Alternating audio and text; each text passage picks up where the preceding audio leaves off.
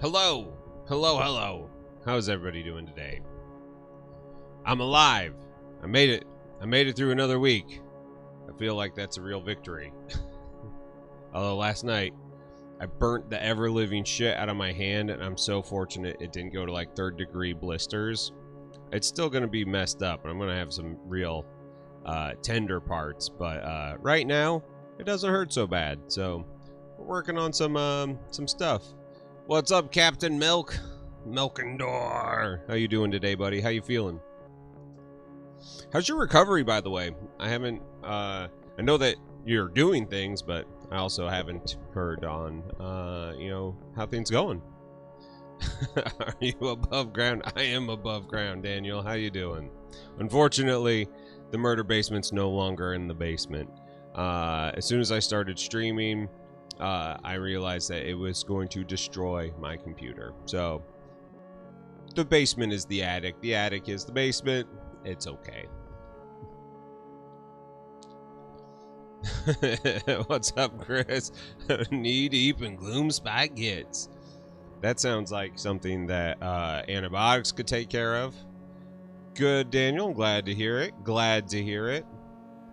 I think one of the cool things, just something that I ruminate on quite a bit about, like, content creation and how we all interact with each other online.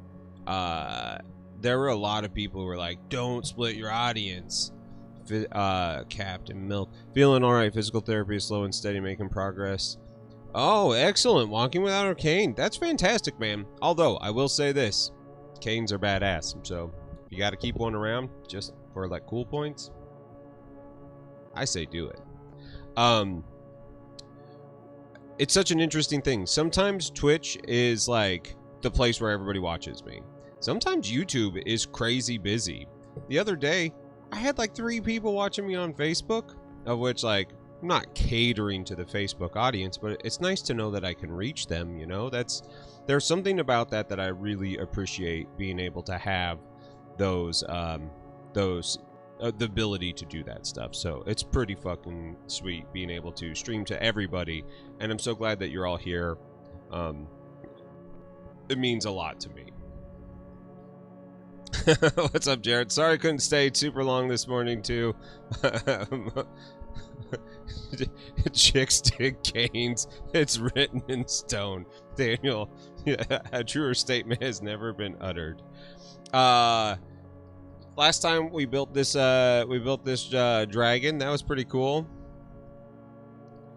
Oh, nice. Wednesday. That's gonna be great, man. I'm envious. Although, hey man, it's always like really cool when I can actually like hop on in the morning and check this out. You know how normally like Twitch on your phone is like a minute behind everything? It was right in sync with you. Like, somebody would post something in chat, you would respond. So I don't know if Twitch is working on the back end of things to make that experience better, but that like made me really happy to see. And you know, it's always great hearing your voice. Seeing your smile makes me happy. All right, here's the desk. It is I built this guy last week, this dragon. I have no idea how I'm gonna paint these because like the clear stuff. So pro acryl transparent paints don't thin the way that you expect them to. They thin really funky. And so, like, part of me thinks that those will be great on this. Another part of me is terrified of, like, ruining the cool vibe of this model, because it's got so many nooks and crannies that even if I throw it through, like, a deep clean, I doubt I'll get all of the paint out. You can't get the wings to stay on. What's up, Brubaka? How you been, bud? Oh, yeah. Yeah, I just broke this wing. It's still on there, but the joint's not very good anymore. This wing's all right. Very interesting model. I love the look of it. Like, I think this shit is really cool. Reaper sent you a love bomb. Dude, this was one of the last Kickstarters I backed in, like, what, 2019? And like, I backed Necro Molds, which is the skirmish game where you use Play-Doh. I'm gonna move this here. So, as some of you know, I do online therapy, and so my Twitch stream also becomes my therapy stream. Dude, I'm glad you're here too, man. That's badass. And while I was doing therapy the other day, I was being a bad therapy patient. I was being a bad patient, and I was fucking around with all this shit. And I was just like, yeah, this is awesome. This is awesome. I love this shit. I really like my therapist. Signarly, what's going on, man? How you doing today? How's your streams been going, man? Sorry I haven't been able to hop in and watch lately. It's been the hectic life, you know.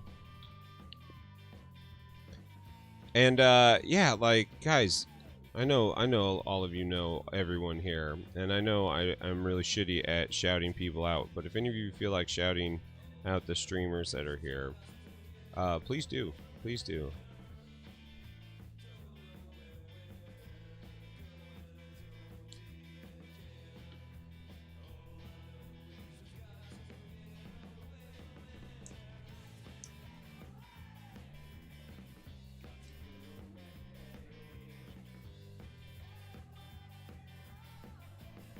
I think what I'm going to do is I'm going to use all of this Reaper stuff like Goobertown does his roulette. That's awesome, man. I'm glad to hear that. It's always exciting hearing new streamers say that streams are going great. There's been, you know, quite the commotion recently as far as streamers have gone, you know. Sauce quit streaming, which is a really interesting thing because like everybody was like, that's all he did was talk about streaming and how to stream more and how to get more follows and all that stuff. And like I appreciate all that, but like I don't think anybody understands like how like taxing it can be, and especially like doing a full-time job and streaming 5 days a week is too much. Sir Jacob was having issues the other day, and I don't know if what his final outcome was. I know he was thinking really about cutting back his streaming, and I was like, dude, it's hard. Why do you guys think I only stream 1 day a week? It's not for lack of effort. It's because I did more for a really long time, and I realized how hard it was.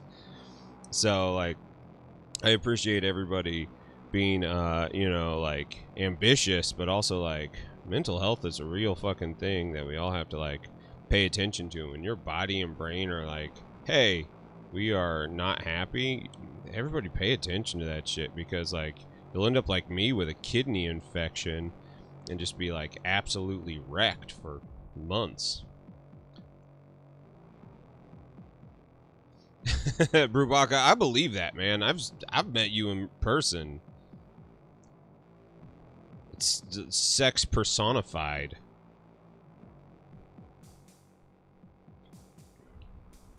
There are days when I look at myself and I'm like, look at this layer of oil and my frizzy ass hair. And you know, here's the fucked up thing. My face oil doesn't make my hair like relax. It just makes it frizzier. What the fuck? It should make it like heavier, right?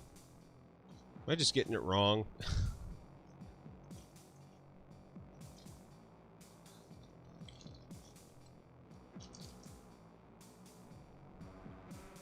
What do I got here? Scarecrow? Cool. Cool. Yeah, that's definitely a scarecrow.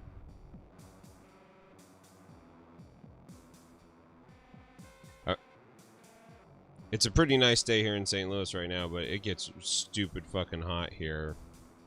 And even with the portable in-room heater that I had, or air conditioner last year, there were times where it was just like too hot. And so like there might be times where I just can't stream. I keep on telling my wife I'm going to get a window AC unit, but I just haven't pulled the trigger yet on that. I fucking love this model, guys. This model is badass.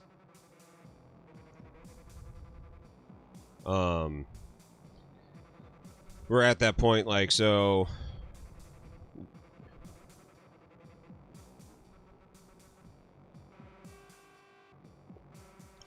you're probably right, Daniel. I mean, like, I could always, you know, hit it with like a satin, paint it, and then gloss it afterwards. You know, I think gloss isn't a bad thing on here. It's one of the few things I think you could just get away with. Well, I'm gloss varnishing this thing. It's just maintaining the translucent effect and using like a paint that actually works for the effect that you want. You know, that's the thing, because like, and I know most acrylic paint is translucent. There's something really appealing about the Monument Hobby stuff. That model is sweet. I'm actually like, this is going in the paint soon pile. I need to like separate them from like things that go away to things that are paint soon. I kind of really like this little tree golem thing. I think he's pretty cute. He might go in the paint now pile. And he's so tiny. He's so tiny. The saber-toothed dragon is pretty fucking cool. Needs some serious milliput work there, those massive gaps. Which is like par for the course. Like, that's always been the case. You know, that's an interesting idea. Like, maybe like doing a dry brush of gloss varnish just to like push the paint, like keep the surface tension really thin in some places and then more textured in others. Thinking here. Thinking. Oh, there's also this guy. I didn't have to do anything with him. He was just built. He's buff as fuck. I love this. I love this shit. So I'm realizing that I truly hate playing Warhammer 40k. I just do. I think it's too slow for a 2,000 point game. The things that 9th edition fixed didn't fix all of it for me. So I'm kind of in this like weird bitter zone of like, I'm not waiting around for them to figure. Oh my god, what is this? Is this another jack-o'-lantern thing? Oh, Salt and Sassy, you know this is Bone 5 stuff. How you doing today? What's up, girl? Oh, this one's badass. I didn't even know that they had all of these in here. Like, that's like the cool thing. It's been so long, I don't actually even remember what was like in the Kickstarter. And so like, I'm opening these up like it's the first time I've ever seen them. When I'm sure at one point in time I was like, this is the coolest shit I've ever seen. Oh, that's so exciting. Maybe we should do like a Murder Basement paint along where we all pick a model and we like work on it, and like work on it in a way that it's not like, oh, I'm just trying it, but like work on it like we're actually pushing ourselves to try things that maybe we haven't tried, maybe getting away from habits that we do all the time. Like for me, I got to stop using oil washes. As much as I love them and I think that they're badass, I have to actually not always rely on it. The Dungeon Dweller pack, cool. Like this is all core stuff, you know, like the core bone set, because like I didn't do all the extras that I wanted. I'm looking at it now. So many dragons coming.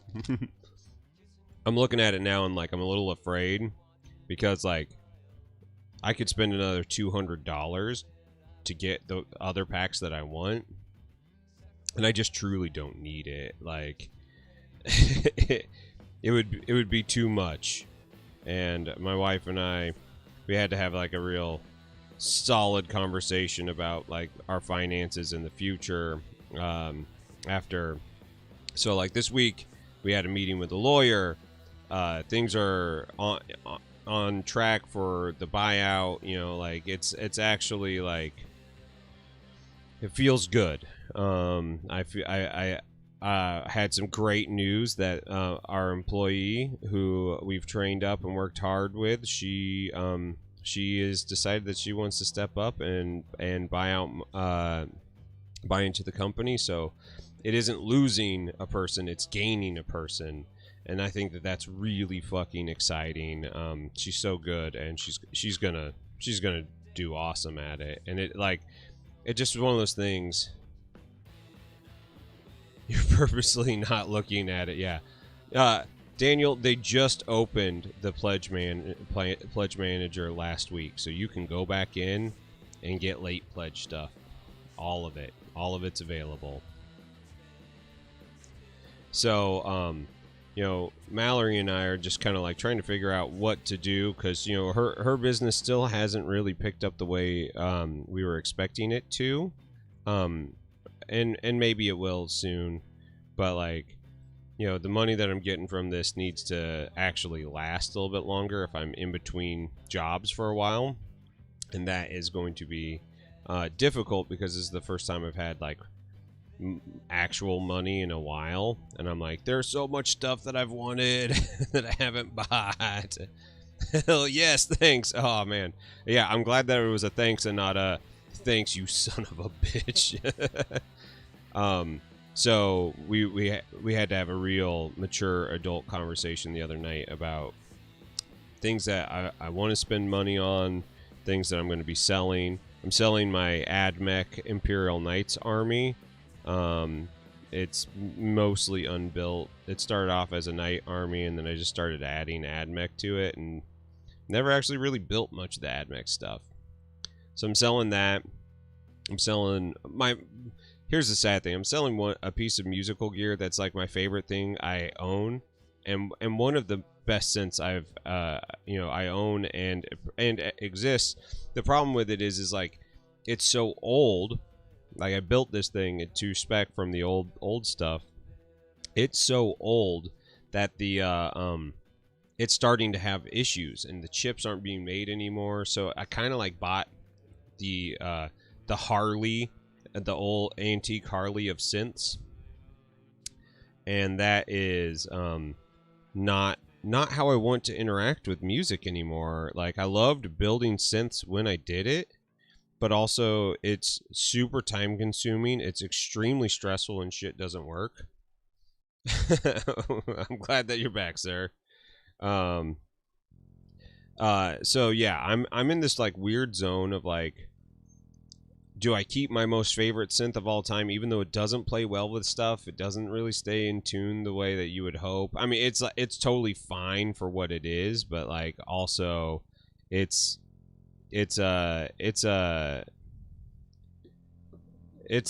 real slog sometimes dealing with it. So, I'm just kind of in this weird zone of like, I think I'm going to sell it and get something that sounds similar, that's a similar architecture, but it's modern components, and I can get it there.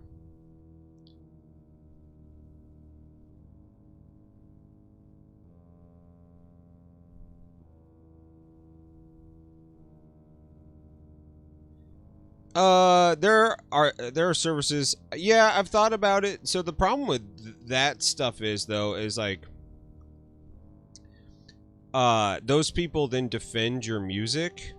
Oh, Signarly, you know I use Ableton. Of course I use Ableton. Yeah, dude, it's the best DAW ever.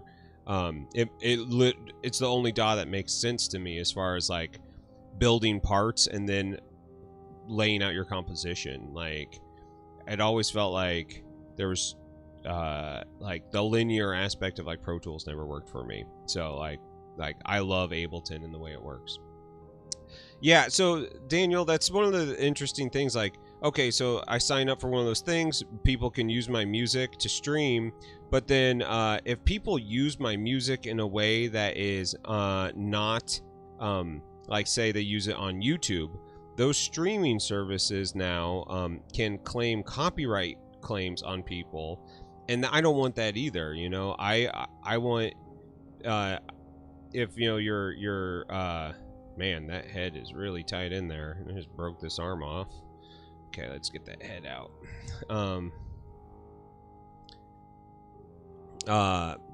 I want people to be able to just use it. So what I'm actually thinking about doing is setting up something like stream beats through Harris Heller, or maybe even just reaching out to him and being like, what do you do for your artists? Like, what's your deal here?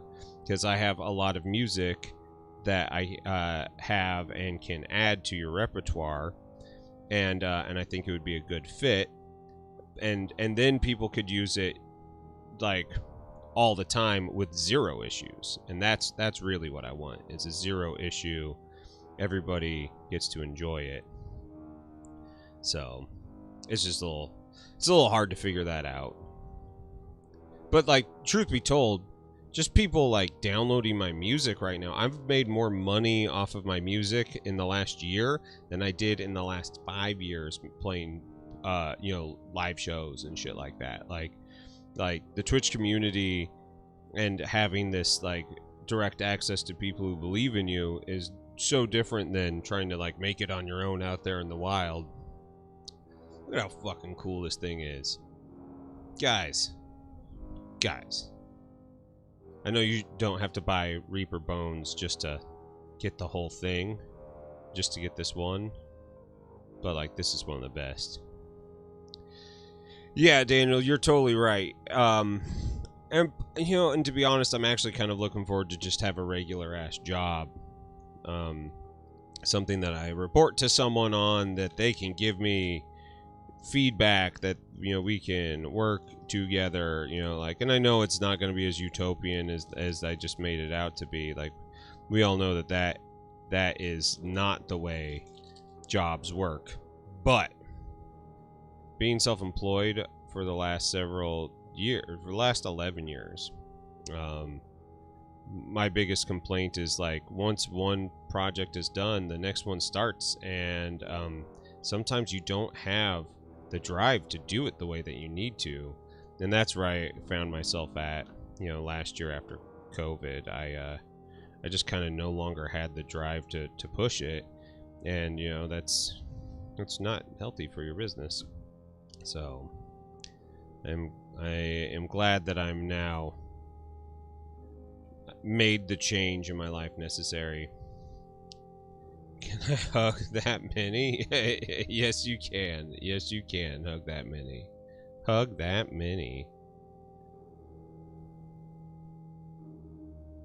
I don't even know what this guy is, but he's pretty cool. He gets a cape.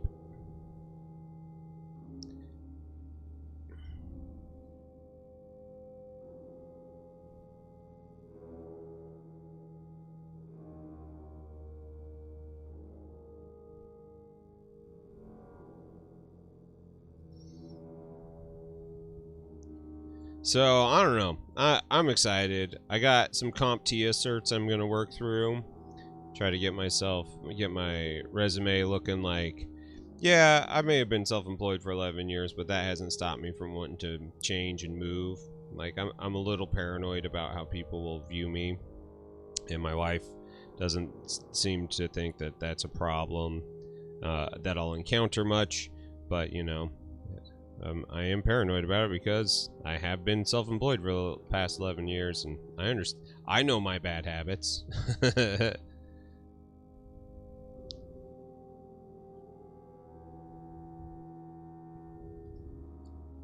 But it's exciting. Like, there's a cool world happening out there if you want to better yourself, and I think that that there is a lot of opportunity if you really want to push it. So I personally am extremely excited for the future.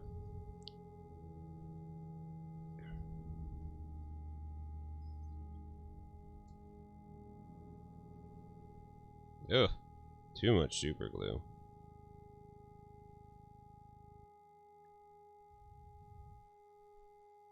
So I burnt the shit out of my hand last night. It's kind of hard to tell. it was one of the worst feeling burns I've ever had in my adult life. And somehow, like today, I'm not all blistered up. Like I thought I would be wrecked, and I managed to navigate that pretty cleanly. Another guy, another guy. Come on. Like a dragonborn or some shit. I don't know. I don't know what he is. He's cool. That's it for this little bag.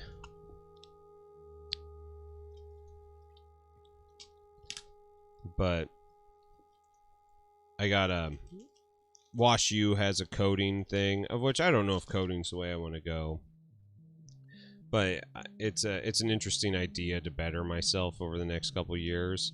And there's a lot of cool courses that are cheap and or free, depending on if you get accepted into them. And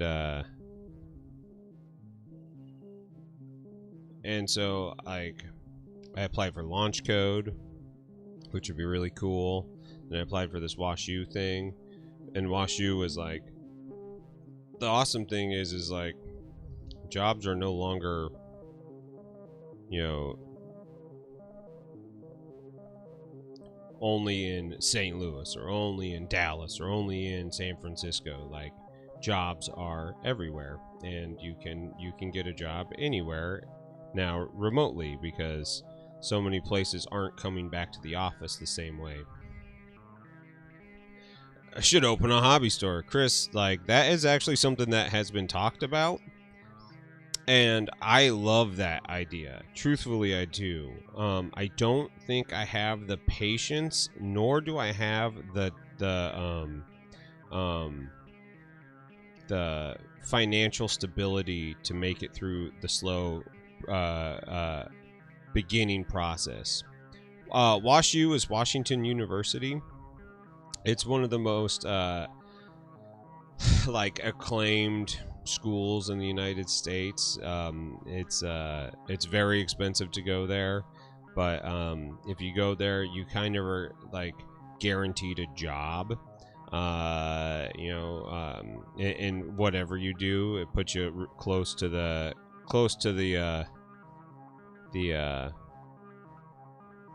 pulse of everything. And that's where Charlie Day went to school there. I know that's a funny thing. You're like, oh yeah, get you a job. And he's been, Charlie Day and It's Always Sunny for forever. But it's a great school, great program, an awesome way to learn. Like I didn't go to college, so like there's part of me that's like, man, getting that on your record would be fucking badass. But then like I think about it, and it's a lot of skill.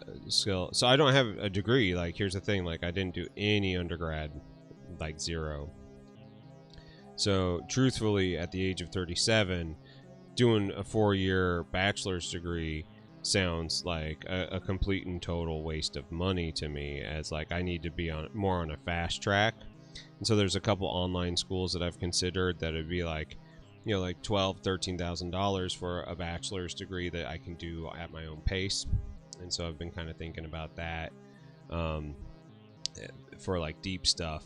But like, like I have nothing. I have no start. I have no frame of reference. I have nothing. So that's the kind of scary thing for me, is like I'm like, okay, so you got nothing. How do you build off of nothing?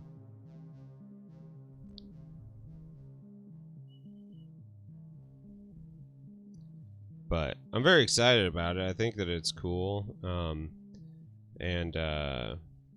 Nobody has been like, Heath, every decision that you're making right now is a bad one, which I appreciate, because there are parts of me that are really nervous about it.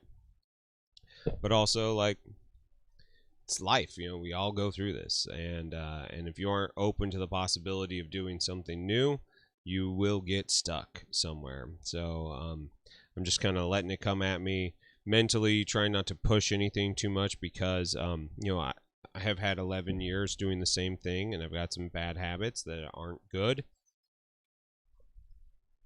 Just trying to grow and understand what that means, where I'm going with it.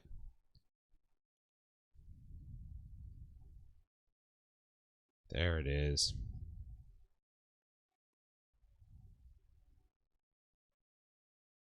There it is.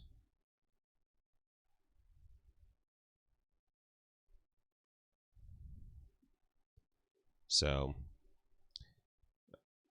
yeah, I'm having a lot of fun right now, looking at it, dreaming, scheming, dreaming and scheming.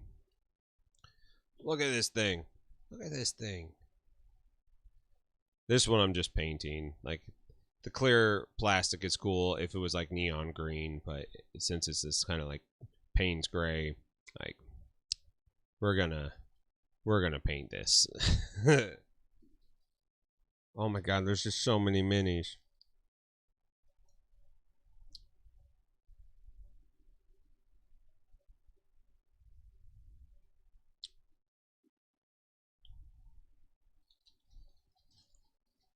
Okay.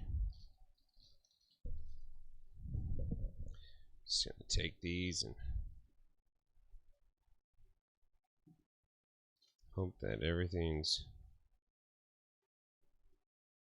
Yeah. Just gonna put them all in the bag.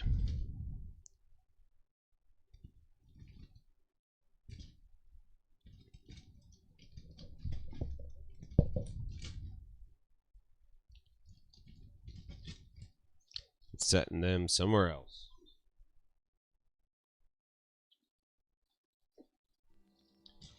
Ooh. Oh, yeah, check this out. I've got another Cthulhu looking thing.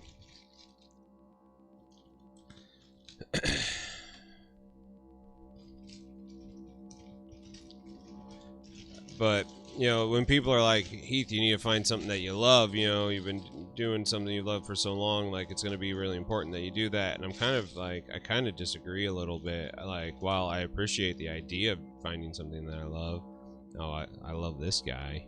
Look at that little guy. Ugly face. Dig it.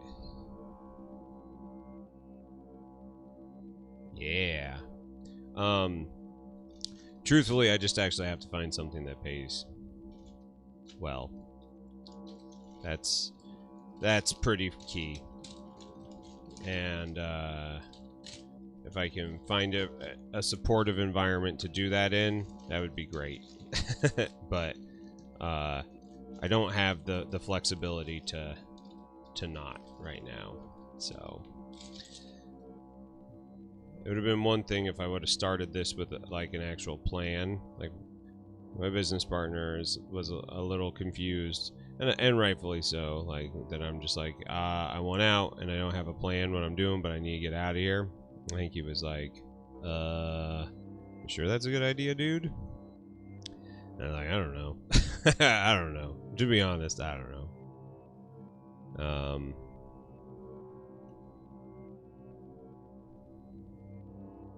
Yeah, okay.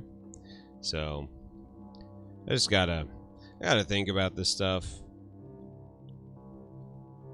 The cool thing is I can get a job that's good, that's decent, that treats me well, that's adjacent to something that makes me happy. I'll be fine.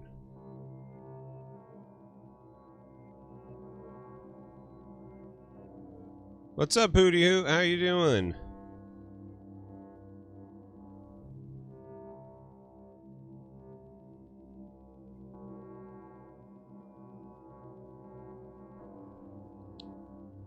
Oh, yeah.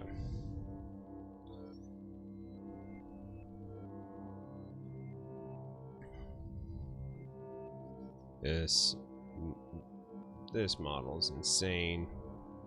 It's got a big old brain. Big old brain Cthulhu thing. It's pretty disgusting. I love it. It goes pretty well, Hootie Hoot. We're just kind of sitting here daydreaming and scheming about my future. Things are set up at the lawyer, so we'll have everything ready for our July 31st closing date, which is great. I'm working on my Reaper's Bones box. I got the core set and the chronoscope expansion. Just kind of going through all the models here, trying to understand what's what and build them out. Clean up some of the mold lines. Although I'm telling you right now, I'm going to leave a lot of them. You know why? I don't care. I don't care. People aren't paying me to do these. So, there you go.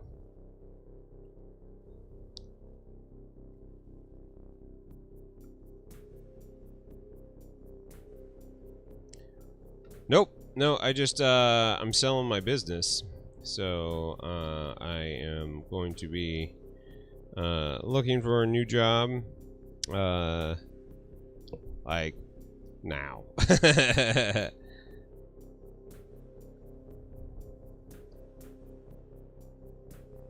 is 5. That's 5. Yeah, so by the end of the month, I will no longer be an owner in the picture frame shop. But the picture frame shop, fear not, the picture frame shop's in good shape. Kayla, who is awesome, we've trained her up very well. She is basically taking over my spot, and she's going to do fantastic. I'm actually really excited for her to have that opportunity to shine, because she's fantastic. So I'm just trying to figure out how to 3, 2, 3. Just trying to figure out how to cleanly get out of there so the business actually survives, and I can find something else that I can thrive in. That's the goal. Like, there's no malice or hatred there. I just truly needed to find something else. I was extremely burnt out, and it's once you're at that point, it's really hard to stop it. It's a really vicious cycle of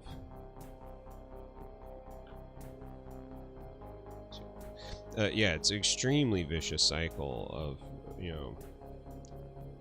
not doing what you need to do to have your business succeed. Like when you're burnt out, it's pretty bad. So I'm happy that there are people still there who can take it to its next phase, and I wish them all to prosper, and hopefully they can actually make more money and get it to that next step. And someday there might be a place for me there again if they would have me. But I'm not banking on that.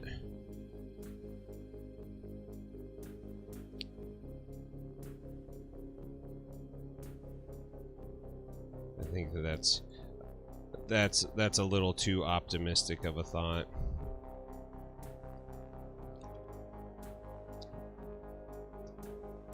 And you like the tentacles. What's going on, Liam? How you doing, bud?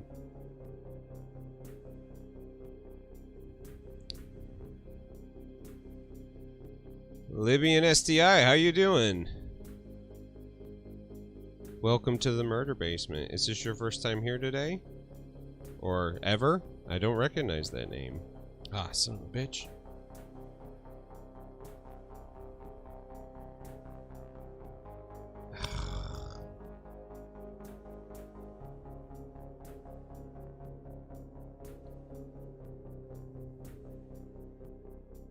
First time here? Excellent. Well, thanks for joining us. We sit, we paint, we talk, we help each other out. We're real focused on like mental health and mindfulness. Like sometimes it's hard to get perspective on how things are going in your life, and so we all kind of are here for each other, and we also joke a lot and play cool games and make cool YouTube videos and cool podcasts.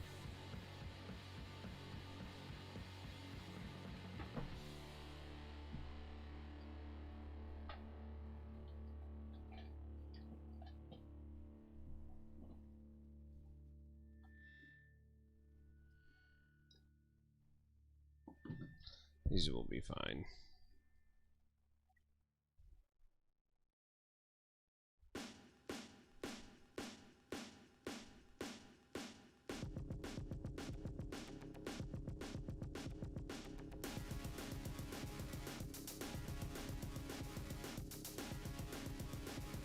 They say you can just paint these too. Like, you can just, like, straight up paint them.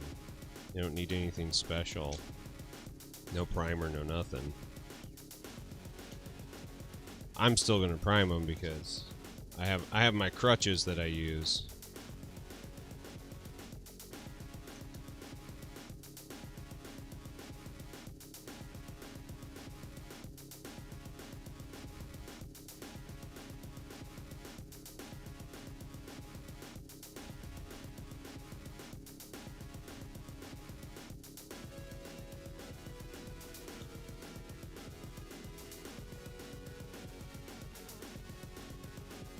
Oh God. Oh, that is truly terrifying.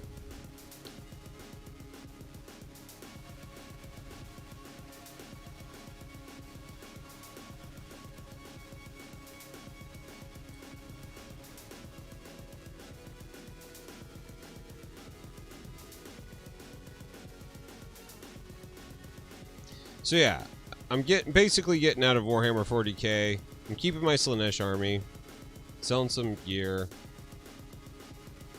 gonna buy some new musical instruments. That's one plan of mine.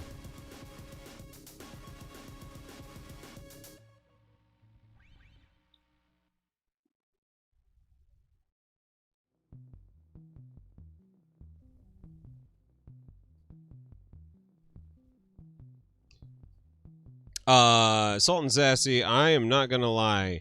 I think the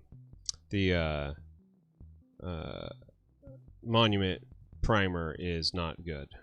And I messaged Jason about it, and he did not respond, which is a little frustrating because it's like, dude, I am having some serious problems with your primer. Like, please let me know what's going on. And he did not respond back to me. Granted, I know he's very busy, and I've seen him talk about it, and he's like, yeah, they aren't necessarily for that, you know, like, but if you paint on them like normal and then varnish, you shouldn't have any issues. No, Salt and Sassy, you, like, first the sauce was like, dude, I've had some real bad feel badsies on mine. I was like, oh, well, let me give it a shot. And then mine, you know, I primed my my model, the Brooklyn model, all in, and it just like sitting on the table, like the primer scratched off.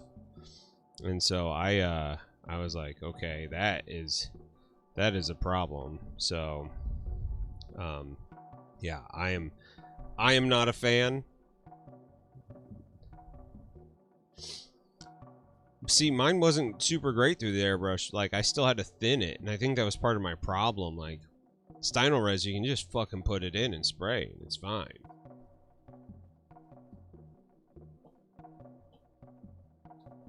Get this little guy because it was on the ground. Where this stuff, I had to work at it to make it work, and that's you know, and the green's a great color. It's great undertone for skin, you know, like. And so I was like, this is gonna be fucking awesome, and it just was not fucking awesome. Trader Legions, how you doing today, bud? How you been? Yeah, Stynylrez, I believe it. What we should do is we should get something going with Badger and work with like a store or something to like take the brunt of it and like order the whole suite for you, and then, you know, people can buy, oh, this is sweet, you know, buy what they need.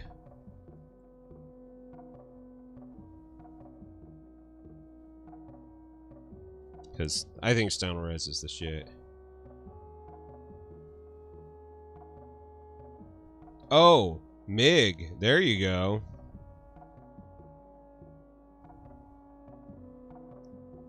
Salt and Sassy, I also am not a fan of Vallejo Primer.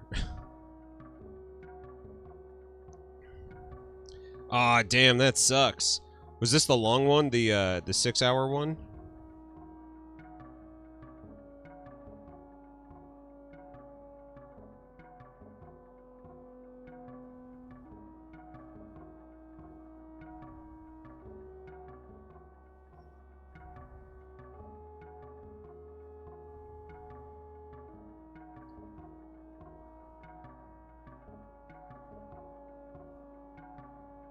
I mean, like, that's close enough. Steinores. Yeah, 6 hour. Damn. That sucks, man. Sorry to hear that. Is it just delayed, or are they rescheduling it like totally? Because I know you've been working really hard at that one.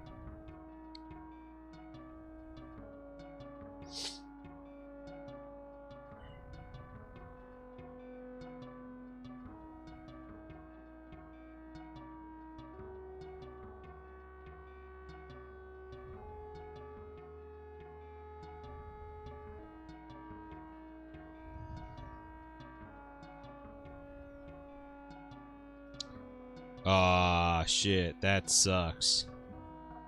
Yeah, when it gets that bad, it's best to just like call it a loss.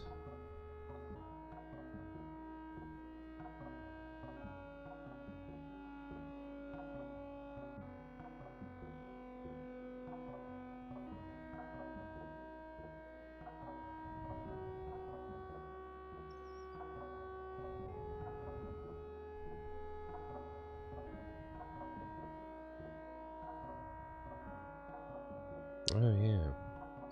Had something really interesting happen. Ah, damn it. That sucks. Well, I hope it happens soon for you.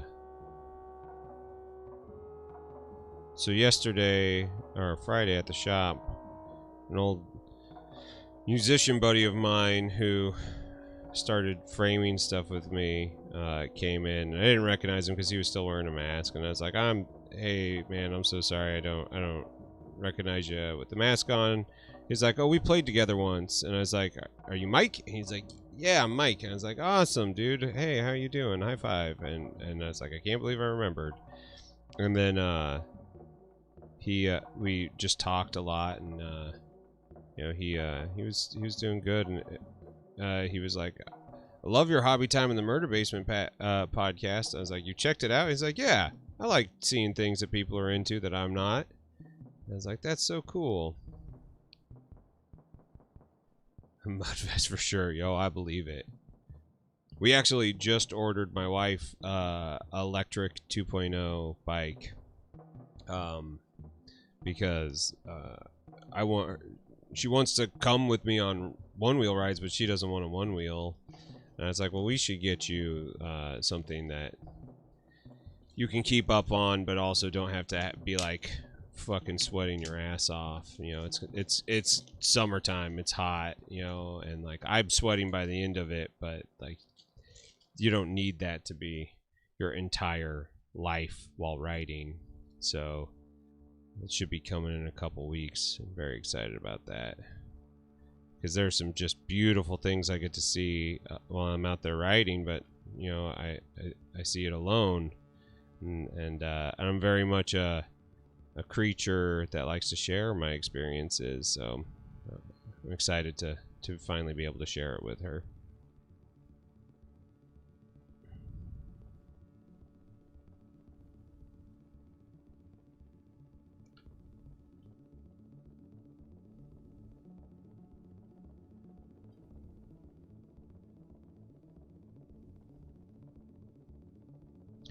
Yeah, I don't think I would use a regular bike, but you know, like I think an electric bike, a pedal assist bike, I would use like all the fucking time. So even if she doesn't like it as much as I do, that bike is not going to waste. I will ride the shit out of it. So this is the Catawba Pass.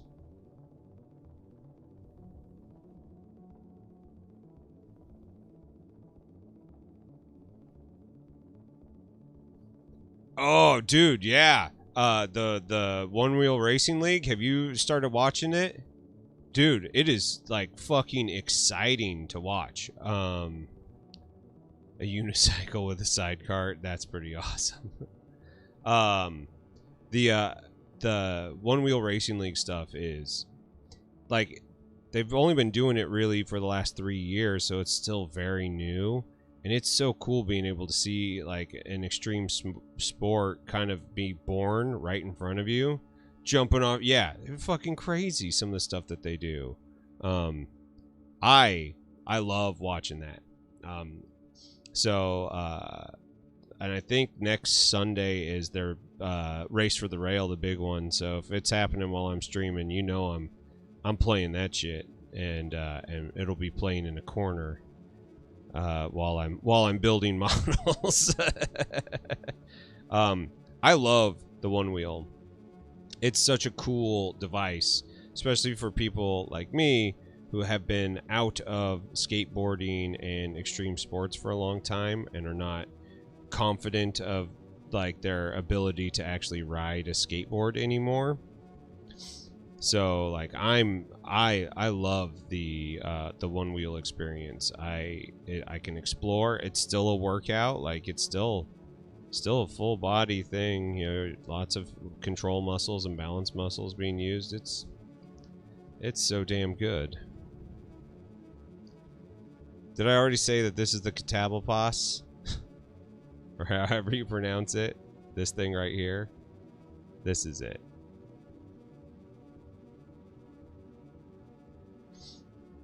So I'm thrilled, and I hope more people can get into it. I know it's a little expensive. The cool thing is if you buy it off the website, you can right now they're doing like a 0% financing for like 18 months, so you can actually like get it for like the small one for like $50 a month, or the big one for like $70 a month, making it like very doable. So that's something that like I bought my first one from a local store, but like I just ordered the big one on one of those finance things, just so I can actually get some what is going on here? Some range on it, some speed, and you know, keep up with all the other guys. And I did the financing thing because no one has that kind of money. Some people do, not me. Not me.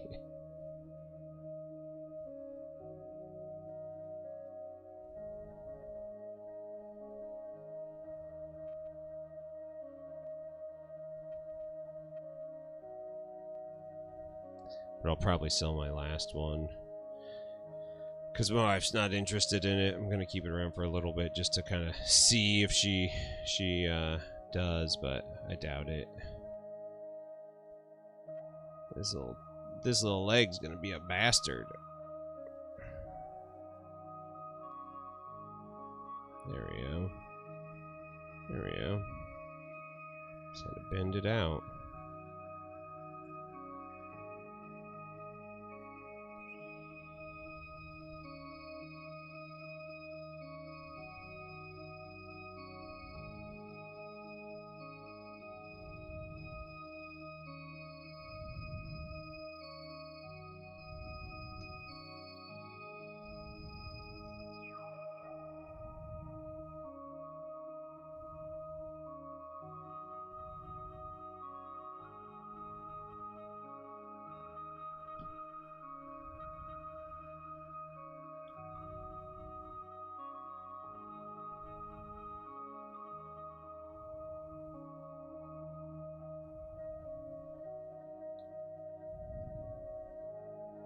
There it is.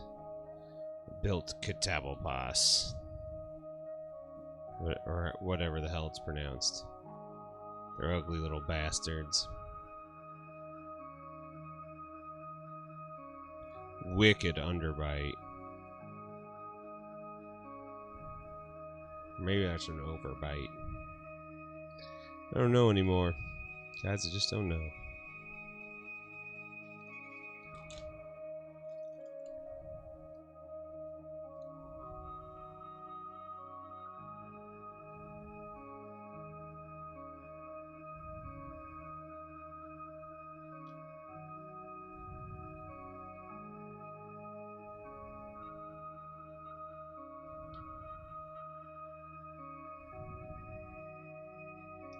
This guy's cute. He's a little cutie pie.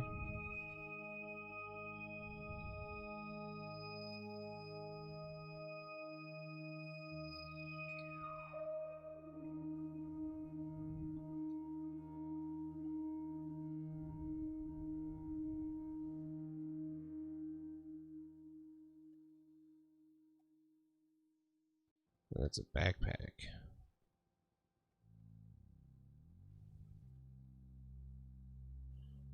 Is this Krampus?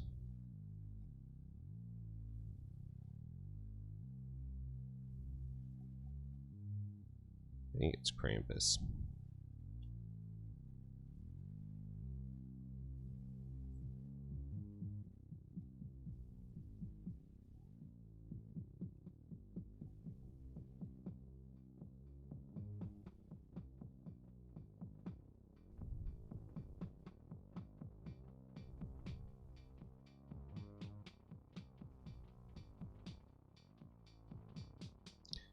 Okay, some water.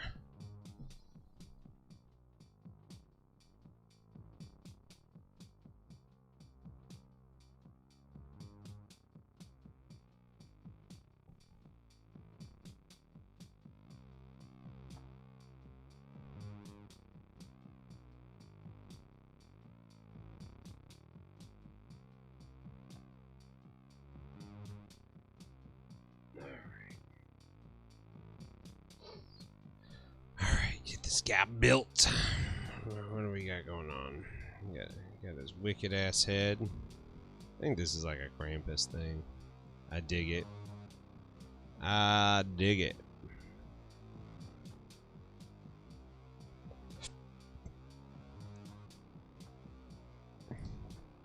So Mal and I are kind of in this weird zone of like not knowing what to watch on TV. We've kind of watched like everything we've wanted to and need to take a break from some other things, and so we're just kind of like, okay, so what show do we watch now? And I was like, I've been thinking a lot about Orphan Black lately. Let's watch Orphan Black. And so we started Orphan Black again, and that show is fucking awesome. What a brilliant show.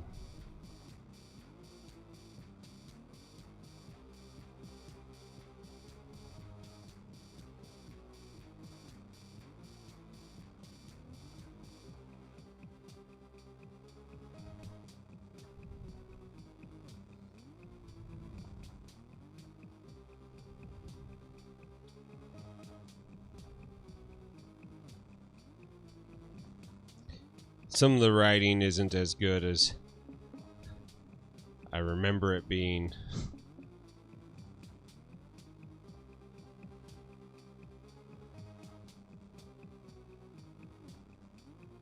But it's still pretty great.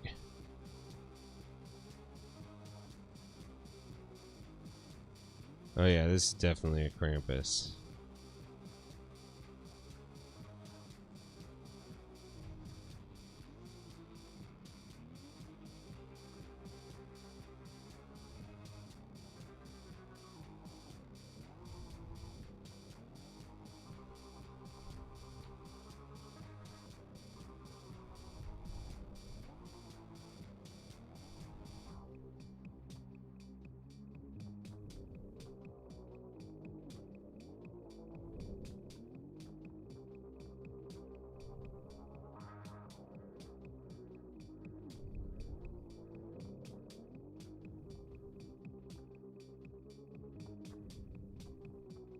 Oop.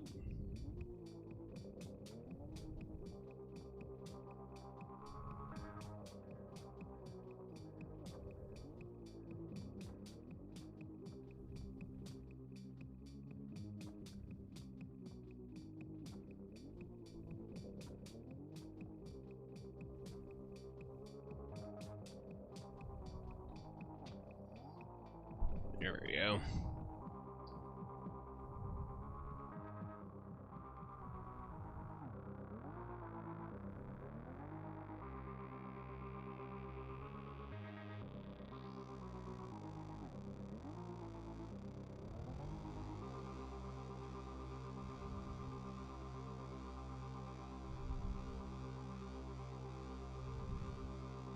Beautiful. Very cool mini. Great detail. Real gnarly. Very tiny. Alright, that was the end of that box. That bag.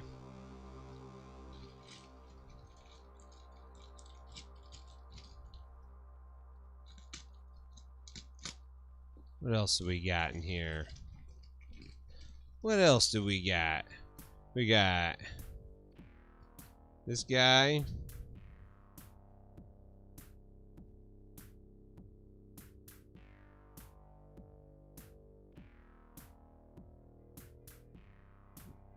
Like a Wraith Knight thing. That's pretty cool. A dire wolf. Another dire wolf.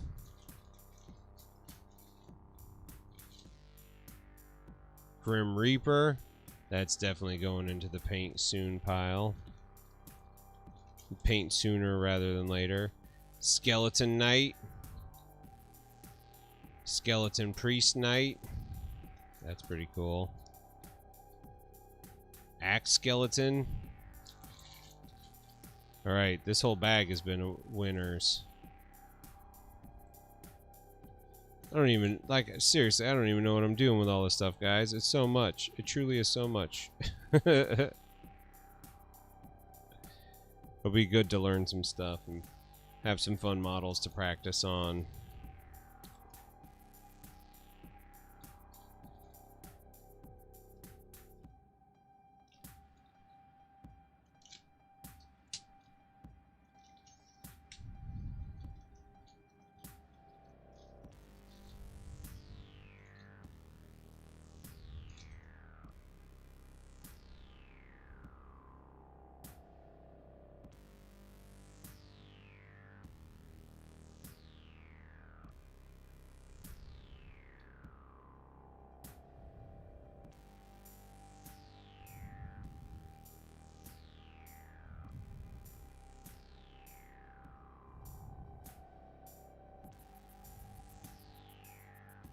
Oh, very cool. That's a good sculpt. The zombie werewolf, that's what's going on. Cool.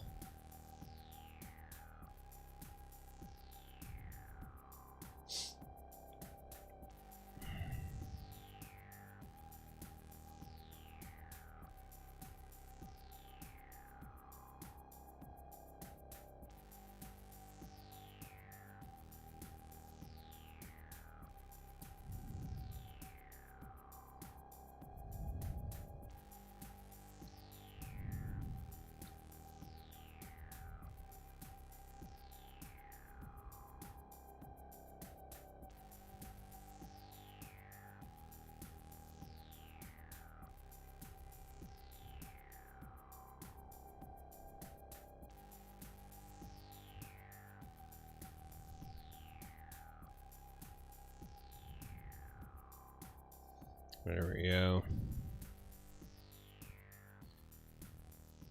We're gonna put the glue on here.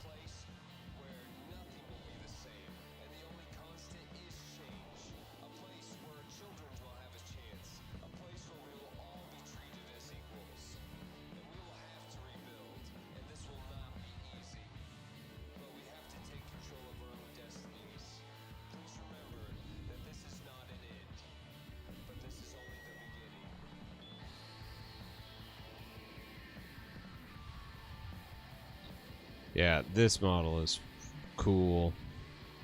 Super cool. Pow, super mom.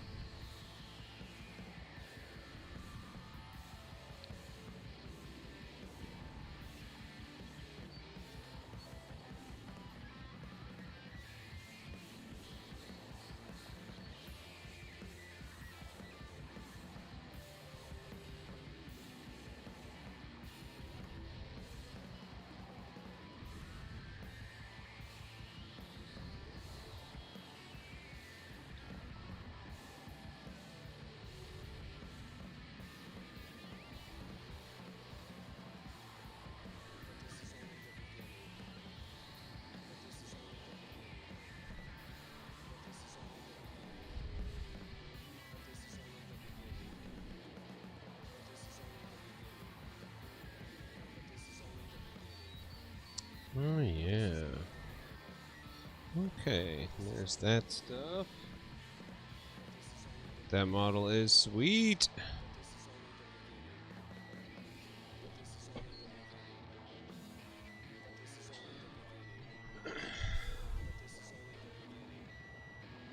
A bunch of that, like a big hole in there. Sinew. I think its eyeballs are gone. It's there. It's just you gotta be creative with it. His base is super warped. There's gonna be some realigning some things here.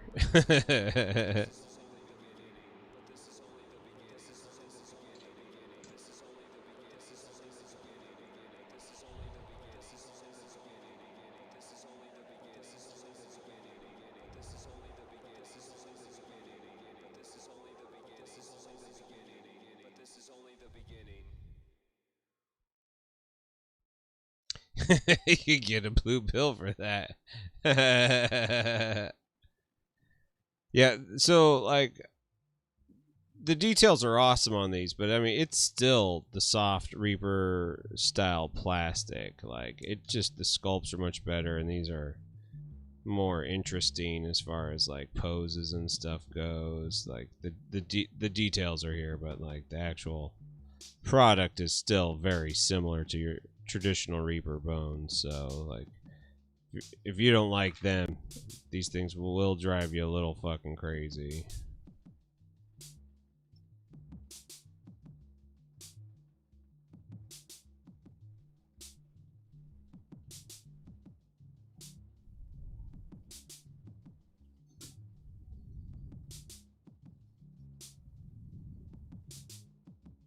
Cool.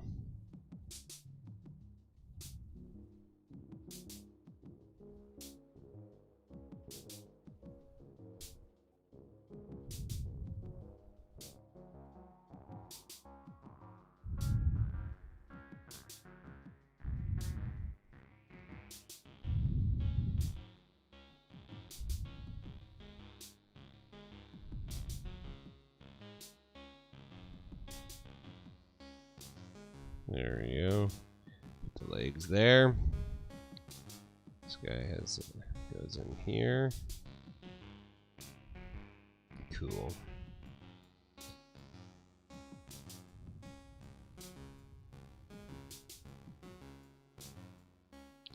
For the amount of money I spent on these, I think it was totally worth it.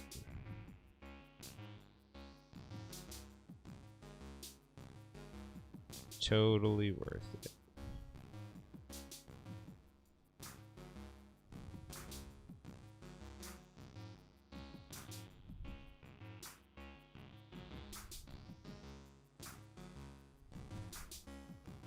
Oh yeah, beautiful.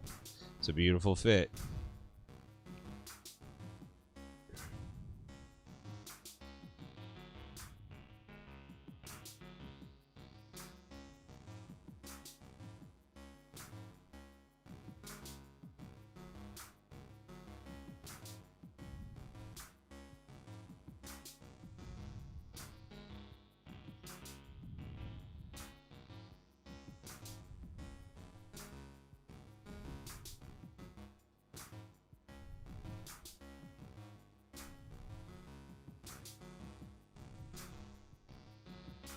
So yesterday I had to mow the lawn because our grass is just fucking out of control right now. It's summer and we've had so much rain here.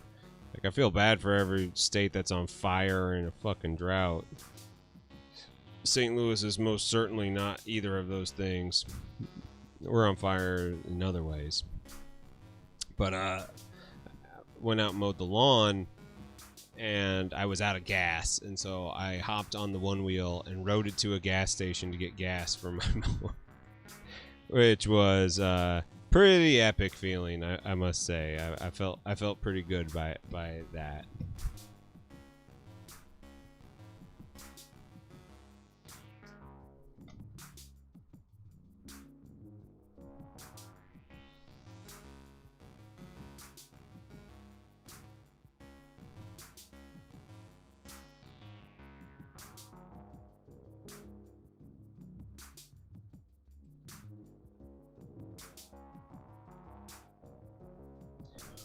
Oh boy. Right, fair use of transport. It was great. I did realize as I was pumping up my gas that if a car was coming in and not paying attention, they totally would hit me. I was like, huh, that is a problem about not having a gas, you know, a big vehicle, like.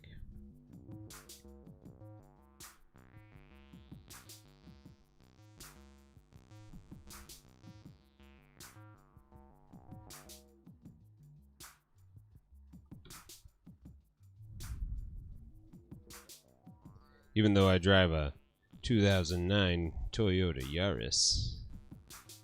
Premium vehicle. That everybody made fun of me when I got it. They're like, Heath, it's too small, you're not gonna like it. Flat out, I still love the vehicle. And all my friends have had like 3 or 4 cars in the same time that I've had this one car. And it just keeps on going. Like you were saying... What's happening here?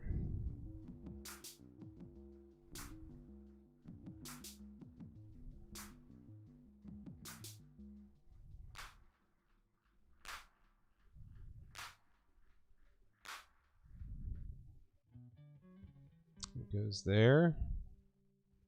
This goes here. Okay. Okay. This model is fucking cool too.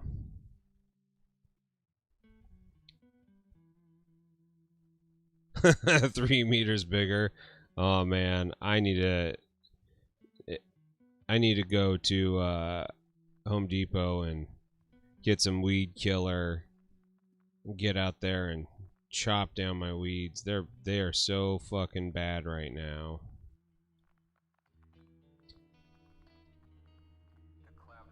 And the easement in between our houses that was for like utilities, that it's so completely grown over that I don't think anybody can actually get up in there. Cries echo off in the distance, searching for hope, searching for life. But I need to get some like weed killer. I need to bust out my chainsaw.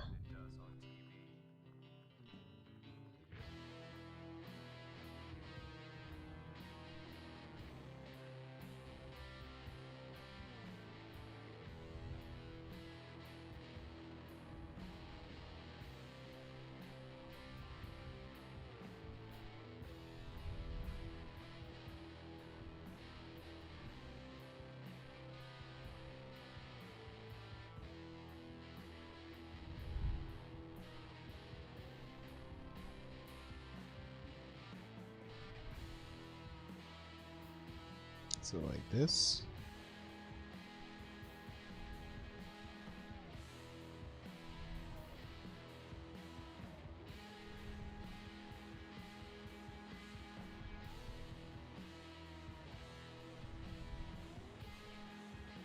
Is it like this?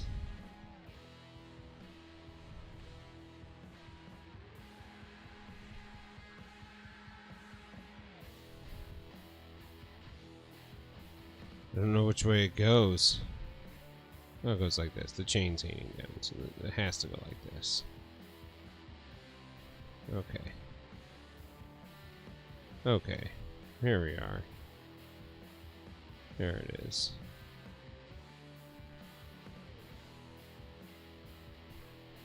And here's the thing, guys, like, I am not filling gaps. I'm not doing any of that stuff.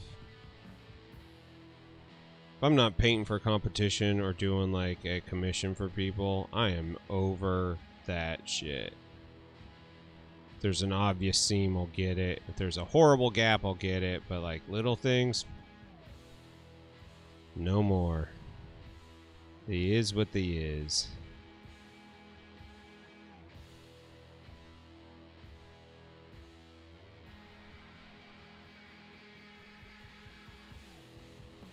I mean, like, what's your relationship with your boss? It might be totally fine.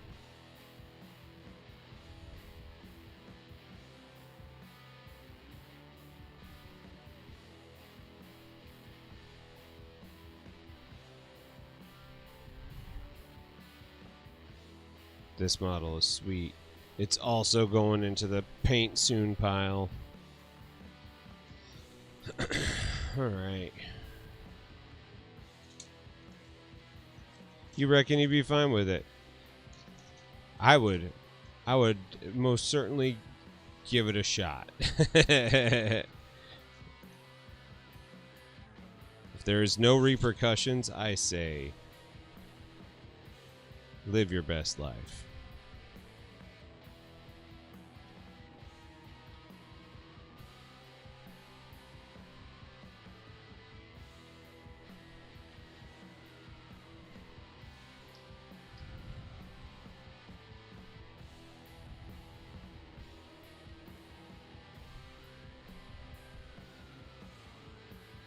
I'm sorry if I'm breathing like right in everybody's ears. No one said anything about it yet, but like I feel like I might be doing that.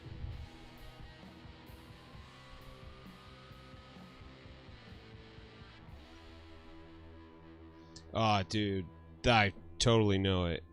That was like my biggest problem with printing stuff is like it always felt like I was out. Okay, hadn't noticed breathing. I'm just sitting here like my microphone is like right here and I'm like literally breathing right into it. I mean, like it could be an ASMR stream. We could do that.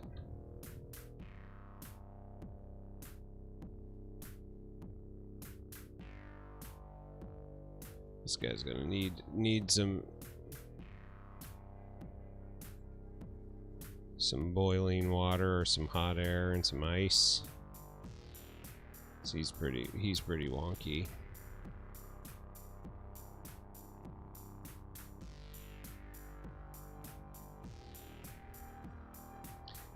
I mean, like that is part of it, but anything that gets you the goosebumpies, anything that gets you there is ASMR. It's a autonomous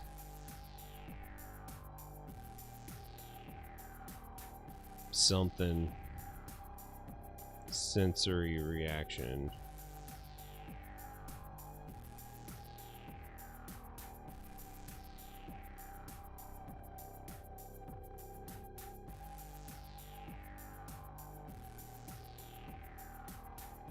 Dude, that's pretty good turnaround, man. Only 17? I'm impressed.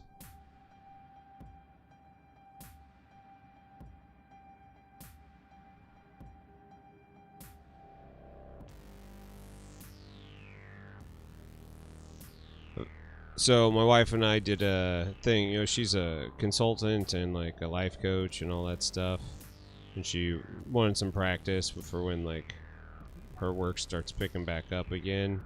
So she was like, I'll coach you, it'll be fun. So we kind of had like a normcore role play as we like pretended not to know each other going through it, which is actually pretty cute. His face is fucking great. And she and she's like, okay, so let's pick a goal and let's do something like that's not like get a new job. Let's do something that is like fun, like hobby related, something silly. And it's like, I want to finish my my Turnip 28 army by November 5th. She's like, oh, that is oddly specific. And it's like, yes, it is. She's like, well, what's going on then? And it's like, I've got a convention that I'm bringing it. Yeah, right? We're norming. If you guys remember 30 Rock when what's his name? And Jen Krasinski's, cannot remember his name, guy from last Man on Earth. That guy. Most recently in Sweet Tooth, which if you guys haven't watched Sweet Tooth, that was fantastic. But they were so tired that they didn't go and have like nasty, crazy sex. They fell asleep on the couch next to each other, and they're like, "Oh, we're normal." And then so they called it norming. I thought that was pretty cute.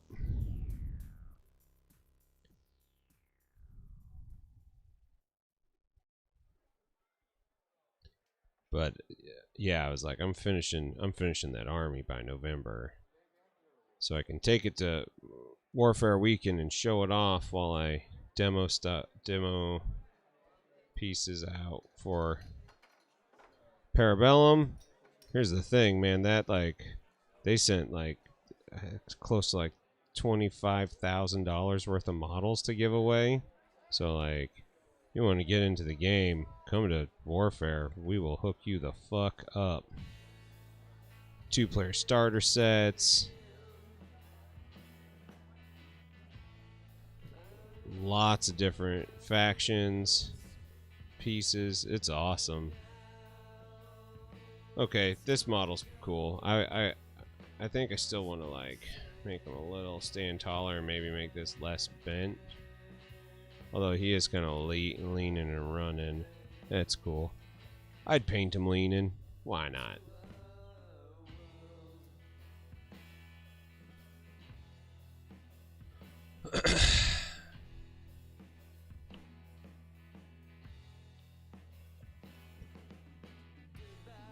Oh man, that's, you know what? If you find like a nice fast way to blow through those, you could get that done in, you know, like a week.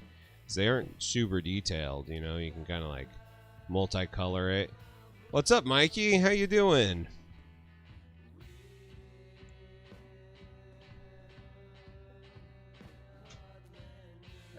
This box is just now half empty. Just now. Oh, this is the one I want to open next. So it'll make me laugh. Check this shit out. This is all the magic spell stuff.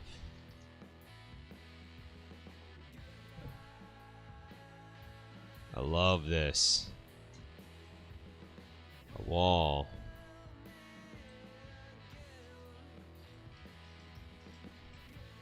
$2005 Jeep Liberty and you love your Jeep. Look at that hand. Need a hand? Then if you watch Orgasmo, that'd make you giggle.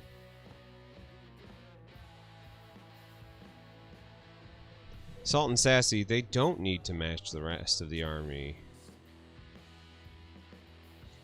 That is a false equivalency of completion. Like, nothing needs to match. That is all up to you.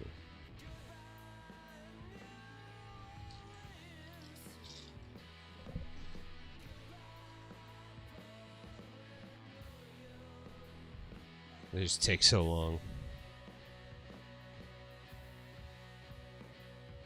Here's a elemental force, flame sword, fucking fireballs, explosions, and torches. These are rad. Cool. Super, super stinking cool. Look at that guy. Force grab.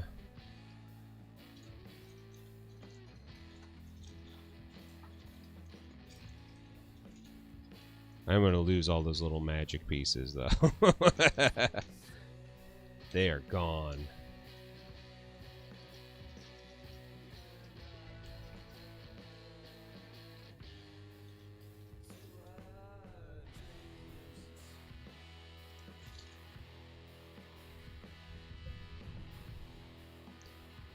The cool thing about the models that I have left, like really I think I could probably just focus on the characters of my turnip army and just be done with it. Like I don't think I have really any reason to paint the other ones up, you know, because I have more than I'll ever need in a regular size game. Power Fist. You kidding me? This is the mini.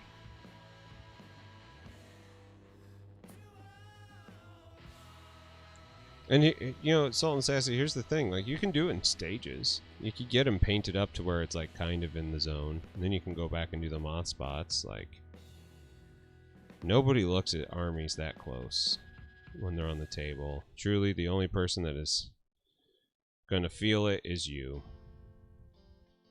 Which is, I mean, a perfectly valid reason to do anything to a high standard. I mean, like, but also like we are super cruel on ourselves when it comes to like saying when something's done, when truthfully it's done long before, you know, anybody else would care, you know. So just don't.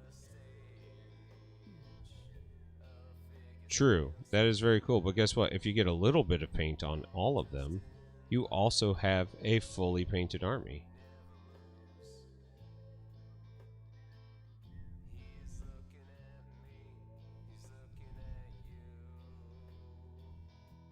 Everything has paint on it. It's fully painted.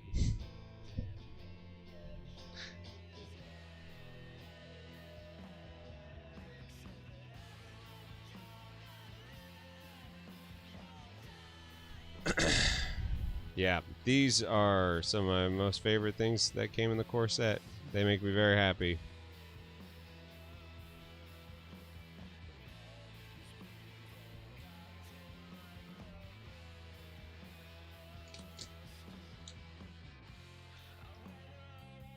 Yes, please do.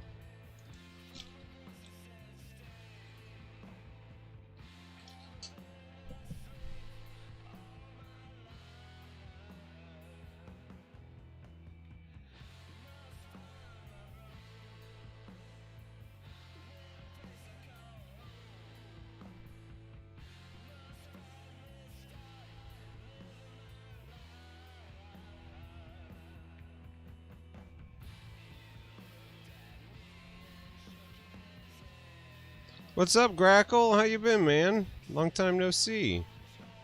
How's life been doing?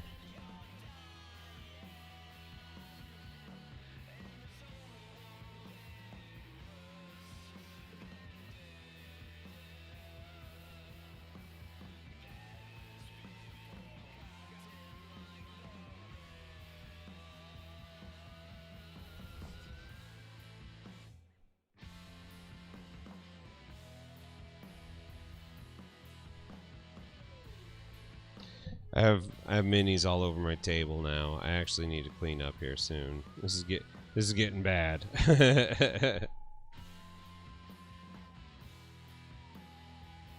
Makes me very happy, but it's getting bad.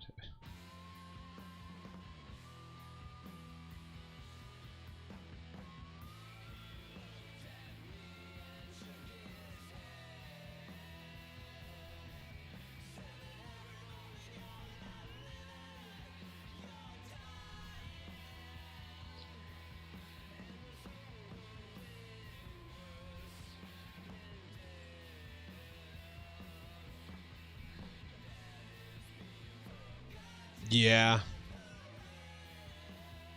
I'm glad that you're getting some time to spend with the family. That's very cool.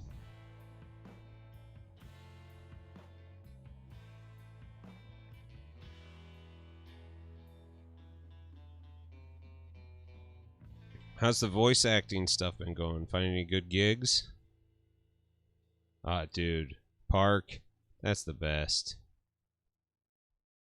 I mean, like, so St. Louis has always been like a place where like weed is like, it's decriminalized here, but like people kind of like kept it chill. There's no longer any chill with pot smokers in St. Louis. It is as much as you can out in the open. Nobody gives a shit anymore. The park, anytime you go to a park and you drive, you know, get next to anybody, it's just like, oh, they are fucking getting high. They are doing it. Don't get me wrong, I don't have any issue with it. It's just funny. It's just funny that like they decriminalized it here, and then Illinois legalized it for recreational. And since it's like right across the bridge, it's just like, oh, it's fucking game over. There's weed everywhere now. Aw, shit, Thomas, how you doing? Building some Conquest. Excellent. I'm going to be doing some Conquest here soon. I was literally just talking about the things that I'm going to do to make sure that I get my oh, excellent, man. I'm glad that you I couldn't remember if you did get the Funimation thing. That's fucking exciting, man. Hook me up with some of that. Aw. That, I mean, like, I'm glad that they busted it up, but teens, stop fighting. Stop fighting. What are you working on, Thomas?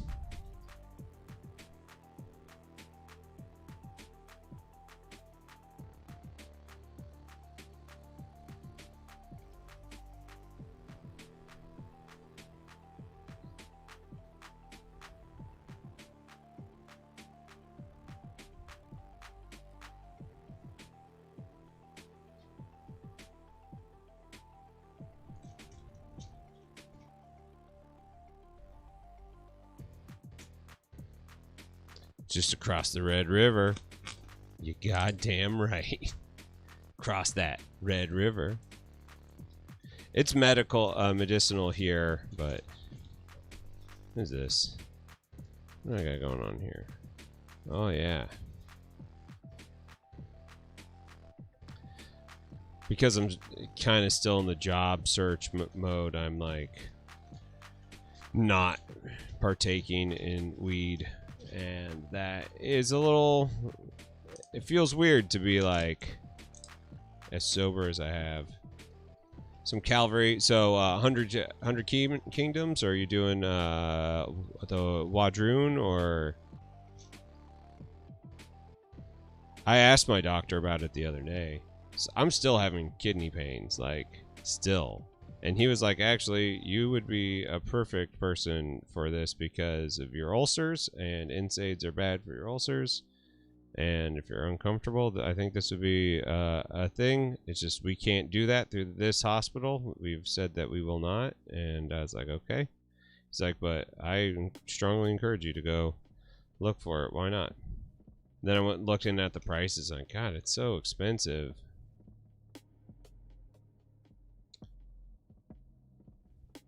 Yeah. Well, you know, it's weird that they still are, you know, it's totally illegal there, you know, still. I don't understand why it's illegal anywhere, to be completely honest. It's like, doesn't matter.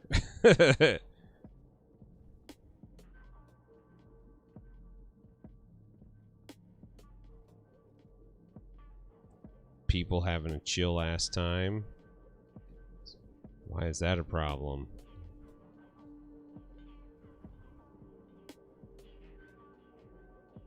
Haven't bought the Wadroon yet. You know, I keep on thinking about the Wadroon stuff because they look so cool. You know, like 100 Kingdoms, like I love specifically the Calvary models. I think are really fucking badass. Over Smash, you were 100% correct. That is the correct answer. So they could put poor people in jail. But my problem with like the 100 Kingdoms is like when I was working on them or my Spires, I was having so much more fun with the Spires, and so that's why I got deep into the Spires when I was setting up being a Vanguard. I just was like, oh, this is all I want to work on is these guys.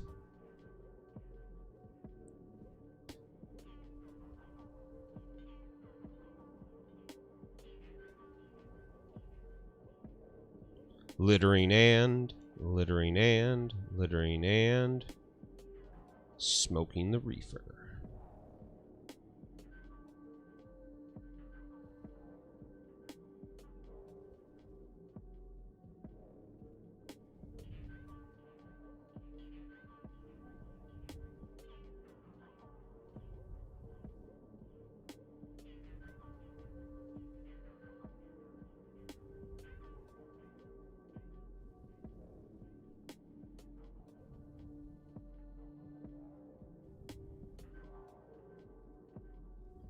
Nice.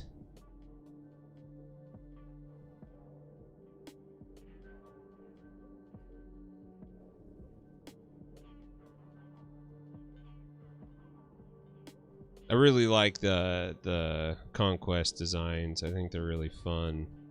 I'm glad that there's somebody really trying to do something different. You know, not gonna lie, people, I'm pretty fucking GW'd out. I'm extremely GW'd out, actually.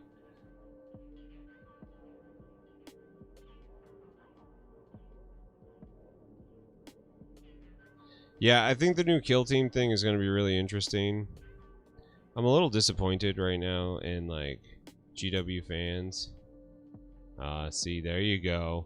There you go, Mikey. I like that idea. Just share the love.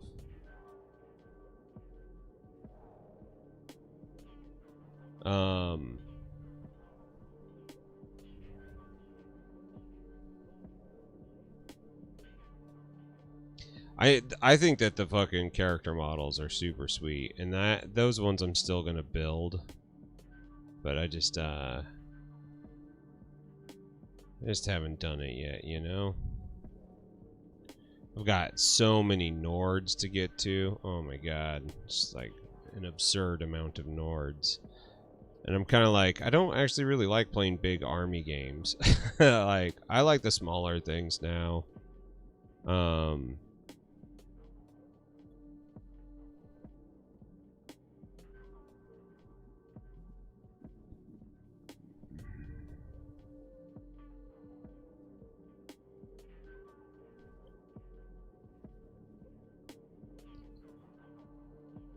I think that so here's my new gripe with 40K, and this isn't necessarily GW's fault, but it's GW not, I think, handling things in a way that they have previously said that they would. So, like, racism's not allowed, bullying not going to be tolerated, right? That's the new GW mantra, right? We're there. I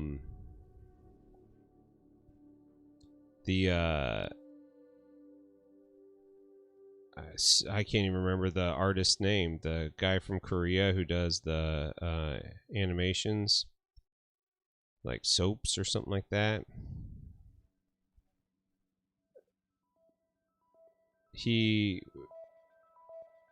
took a lot of shit because he joined GW to work on their projects and then started getting bullied about, you know, his stuff leaving online and it going behind the paywall, which is like exactly what we want for all these people.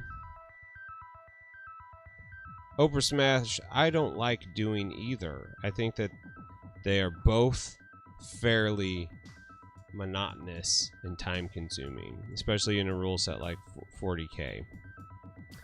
So, like, you know, guy reaches out, says, hey, I'm getting bullied. Can you guys please come to my defense here and explain what's going on? And GW didn't respond. And so, like, the guy just, like, totally, he's like, I don't want to do this anymore. You know? I think it's really disappointing that the fans are like that. I mean, that's the internet. That's internet fandom. They're like that. People be shitty sometimes. But then, like, you know, to have GW basically, like, put you in the spotlight where you're like,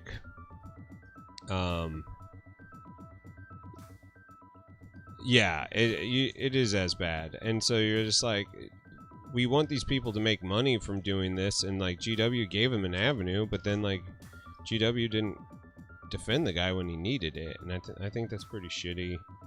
I think that it kind of is saying, you know, like, really, we only did this not because, like, this is good for the artist. We did this because we're protecting our IP. And, you know, that just kind of makes me feel a little gross.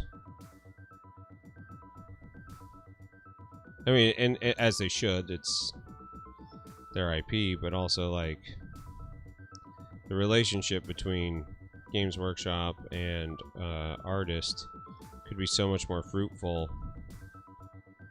And, you know, right now it just kind of feels like, oh, well, we locked everything behind a paywall because we can't have anybody making cooler shit than we are. And that just feels weird, you know? Big poopy butt. Yeah. Woohoo on, woohoo on pot smoking. It's the only way you can paint without shaking hands. Interesting. I'm glad that that works for you, man. I've been sober for so long. I don't even know anymore.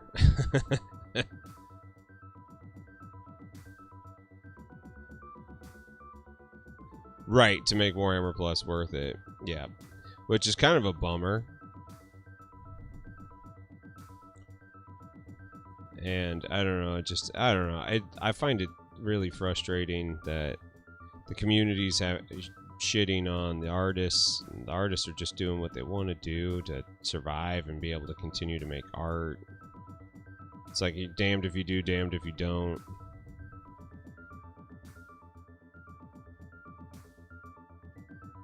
Mogsy, what's going on?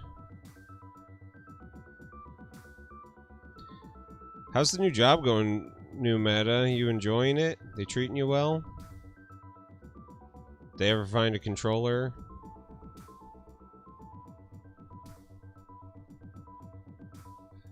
They definitely have found the model of keeping the ecosystem kind of divided, but like they're really good at the FOMO thing right now. Like if there's one thing I can give them 100% credit on, is the fact that all of us want everything that they do, and I don't even like their games as much. Like Underworlds is my favorite thing that they do, and even that game's just kind of all right.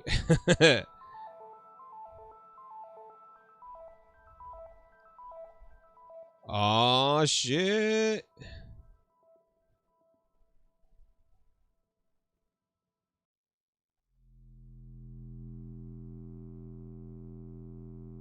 Yeah, right? That's how I feel about it. It's like, shouldn't the crowd like be celebrating the fact that they can get paid for doing this thing that you really like of them and not get sued by Games Workshop? Because like that's the alternative. Like if Games Workshop really wanted to be dicks, they could take every one of these fucking artists to court for using their intellectual property. And even though they may not win, they have the money. They could make these people's lives really fucking shitty. You're past the hype train, dude. Mikey, good man.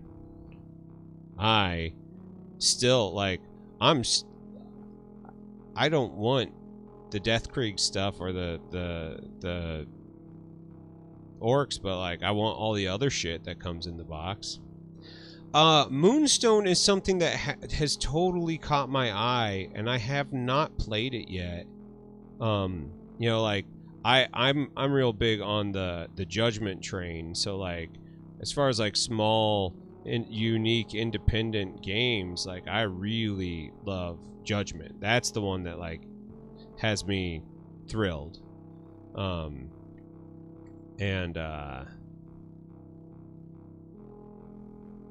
I wish more people played it. But Moonstone looks really cool.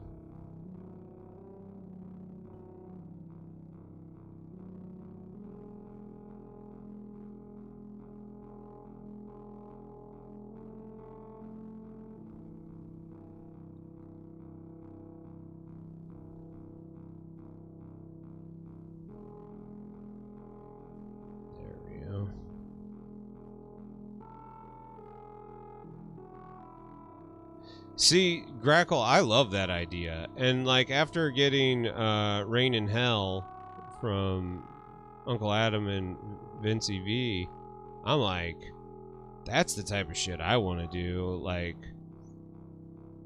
I don't need the campaign, but like I like the Gamma Wolves. I like the indie skirmish games that are creative and they're built to like give you an experience. And I mean, like that to me, just like right there, sounds totally worth it.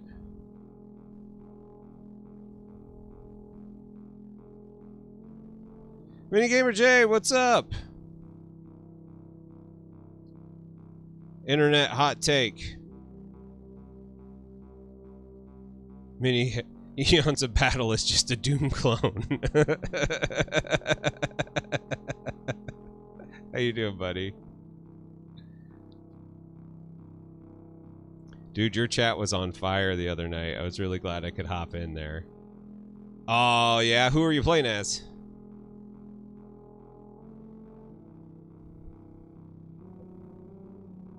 Getting crushed in Kill Team was something that happened to me quite a bit.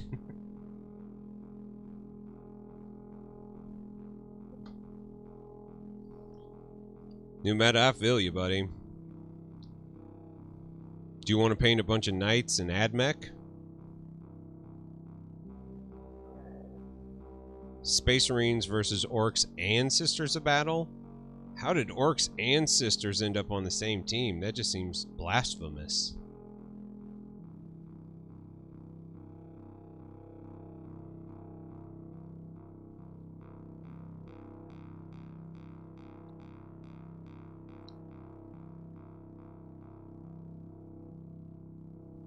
And Orcs are in Kill Team are just pitiful right now. Every time I go up against an Orc player, I was like, are you sure you want to do that?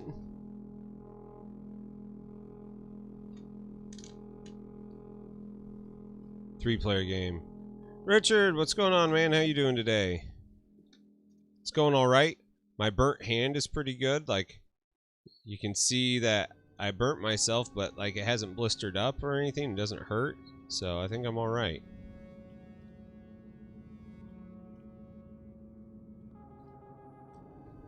The Orcs are 2-tier. What are you talking about?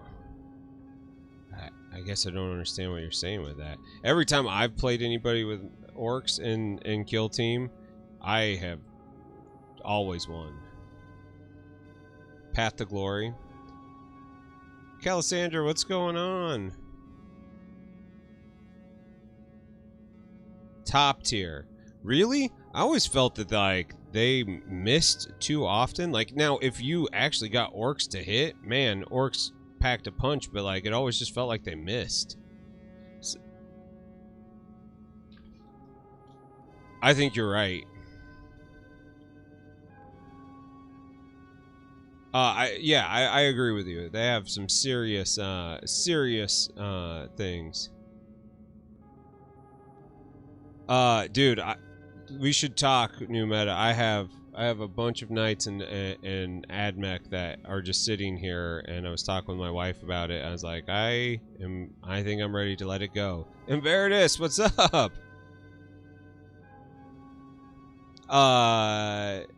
Do the comments show up in the chat bubble?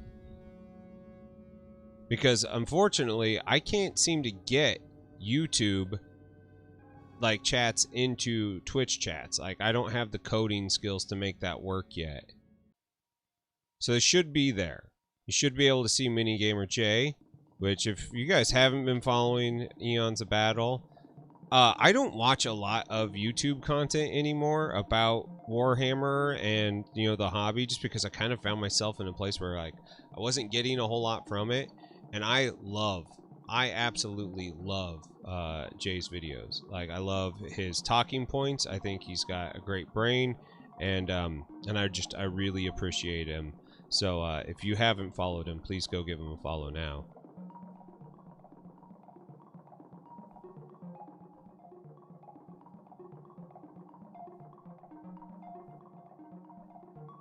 Hope her Smash doesn't see Minigamer J.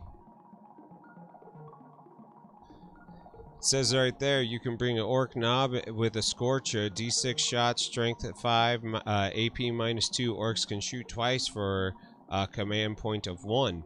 So it's in the chat bubble. It's there, buddy.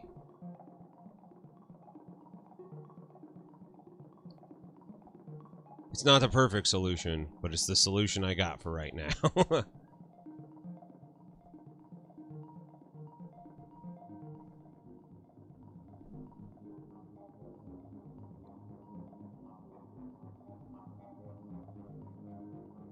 '07.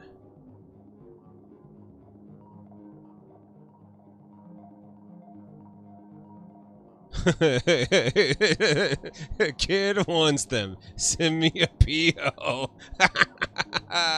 Right on, dude. I'll get you a list of everything that's there. Yeah,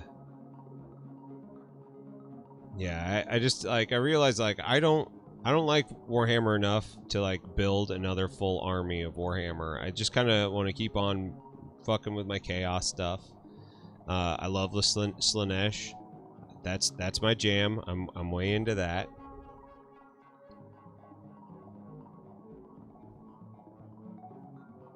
Oh yeah.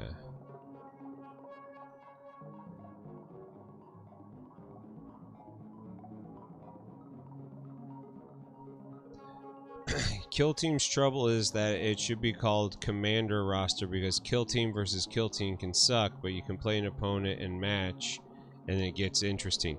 Yeah, I have had some ones like I was Space Marines versus Tau, and Tau just fucking like wiped me off the table. Every time I played my buddies Drukari, same thing. They just had so many options, and like I had absolutely nothing. I was like, this isn't even fun anymore, guys. They're like, we're having a great time. I was like, yeah, you're winning. Like I can't even get close to winning.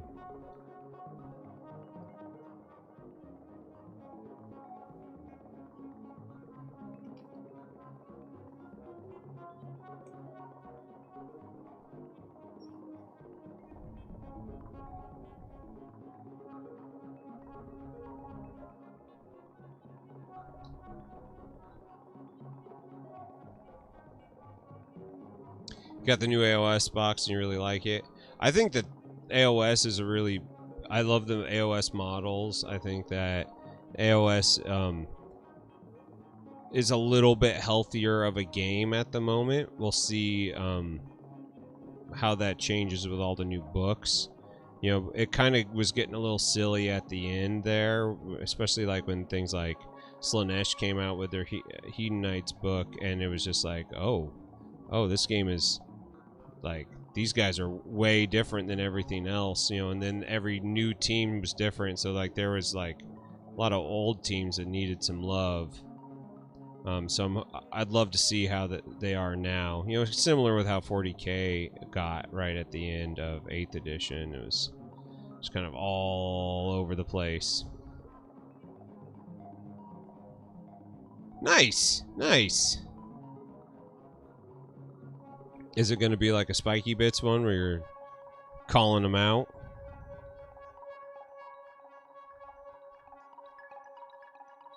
What's happening here?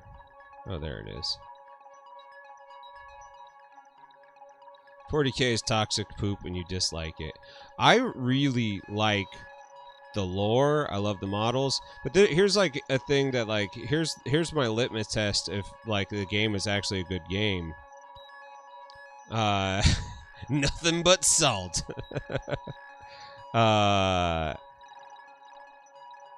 When you ask, what's your favorite part of Warhammer 40K? I've never heard anybody say that the game is their favorite part. It's always the models, it's always the lore, but like the game is like something totally different.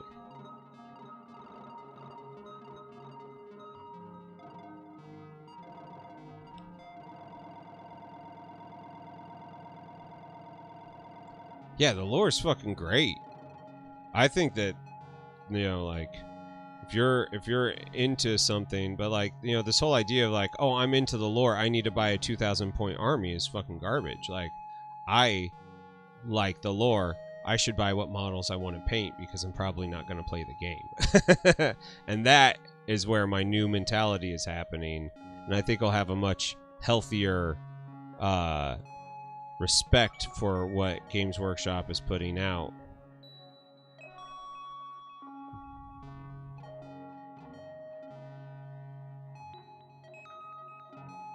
Yeah. Well, I mean, and that's like, Mikey, that's everything right now. Like, have you ever done any collectible card games? You know, like Magic. Like, that's how they keep it going. You know, it's very much a part of the culture.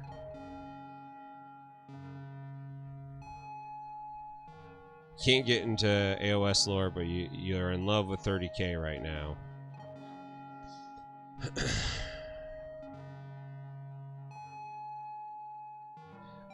Yeah, there is a totalitarian aspect, especially in 40K. I don't know much of Sigmar. I like the idea of, like, you know, the realm being broken up after the great explosion of fantasy battle. You know, like, I think that that's a really cool device to, like, tell a new story, you know, with the stuff that you already have. But, like, I don't I hear the Gotrek stuff is really fun.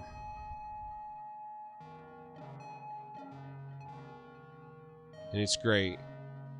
See, I think Stormcast have a really interesting idea that, like, they die, they come back, they die, they come back, and they lose a little bit each time. You know, that feels real. That feels good to me. I like that.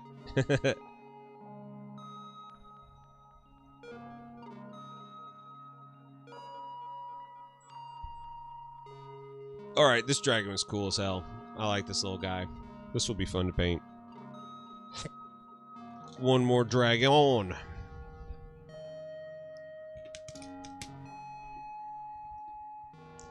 I love the game Magic the Gathering. I love it. I think it's a super fun game. I love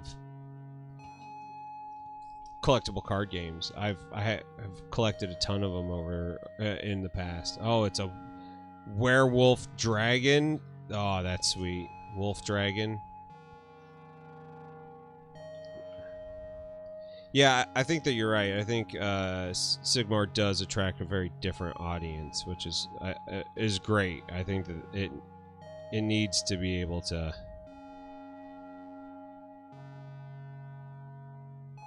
have something good fantasy.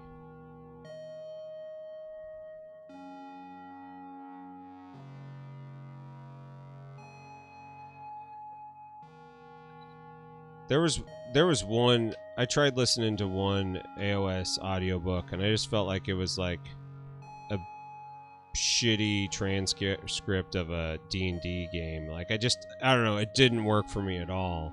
But Horus Heresy, that game, that book, fucking, it did it for me. I did not expect to like Horus Heresy the way I did, and I got it. I got into it.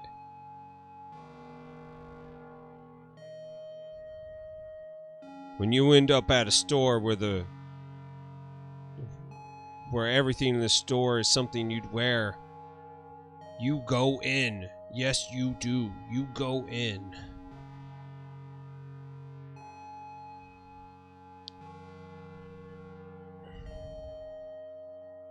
Yeah, I think the weapon profile thing in 40K is really gets really old and tedious. And, like, when everybody's like, I like playing WYSIWYG, I'm like, okay, cool. And from, like, the table, I can't see what any of those fucking guns are. I'm like, okay, so you like playing WYSIWYG, but, like, none of us can actually see what the fuck is going on the table. Like, how is that fun?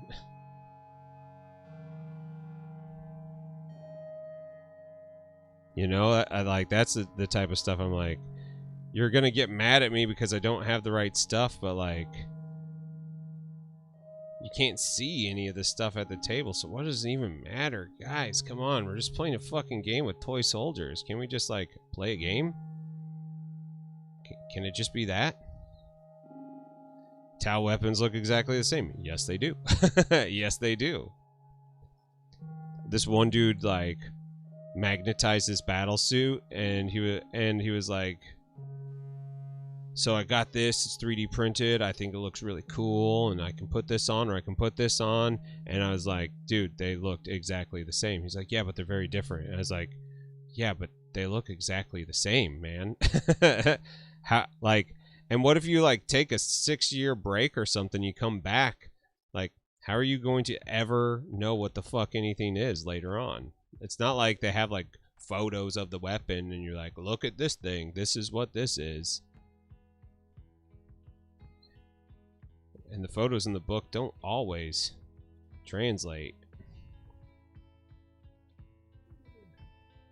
to the plastic.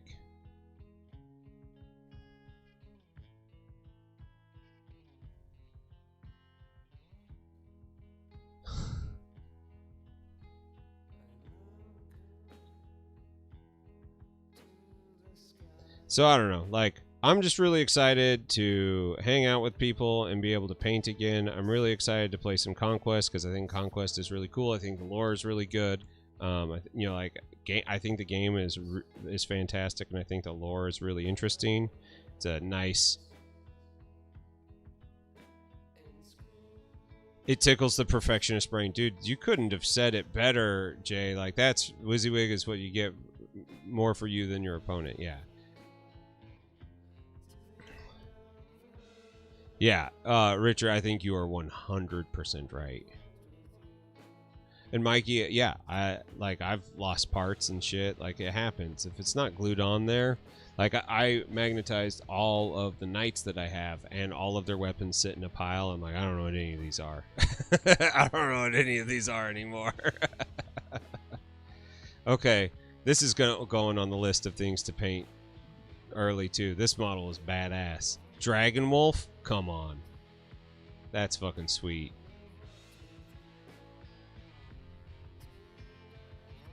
Okay, now I'm running out of bags, guys. I have too many models. I'm only halfway through the bag.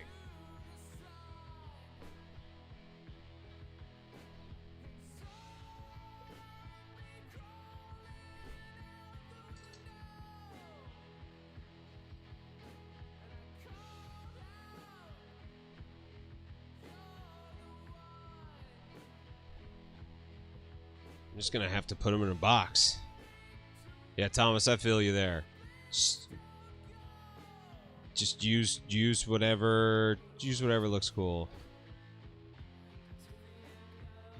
Hi Loth, the 000. Welcome to the Murder Basement. How you doing today?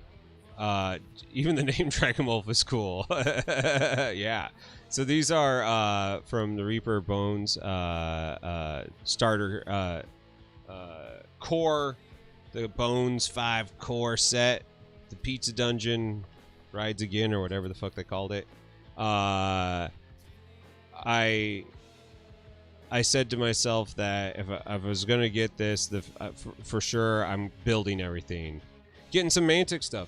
Now Mantic is something I need to check out a little bit more. Mantic is like, I think that they really respect their players, and the fact that they let you use whatever the fucking whatever you want, 3D print your entire armory up. They don't give a shit.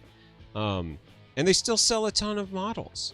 Like, that shows you right there that you don't need to be as, like, shitty. Could they, like, be more, make more money per model if they, like, did their own thing? Yeah. But you know what? They would also have to be selling a lot more all the time, and they aren't. So, like, this to me, like, totally makes sense. Like, I celebrate that openness. I think that's badass. And their models are pretty good, and they're getting better. Kings of War is a fun game. It looks really cool. I always thought that the rank and flank thing wasn't going to be for me, and then I played Conquest. I was like, oh shit, I like this. This is finally, like, this point to this point is this distance. Like, no more fudging, no more nothing. It just is so much more straightforward. Like, I appreciate that. Dude, Chris, you and me both. I have so many codexes for 8th edition because I bought them with each army. As I was like, oh, I'm playing in this, I'm playing in this, I'm playing in this, and none of them are valid anymore. And it's just like, so I spent like $300 in books and shit that I didn't need over the last 3 years, and I'm like, I just kind of feel silly. AT Roger, what's up, my friend? How you doing today, buddy? I'm loving this Reaper Bones pack. AT Roger, did you get any of these? Did you get the Kickstarter for Reaper Bones?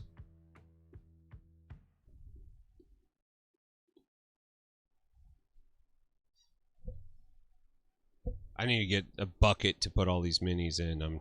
I've ran out of space. And I want Krampus to be in that. And I want the Slug to be in that. Kind of want to paint them all. Spend too much on other stuff. I feel you there, man. We just had to have like a real talk in this household about spending money on future things, so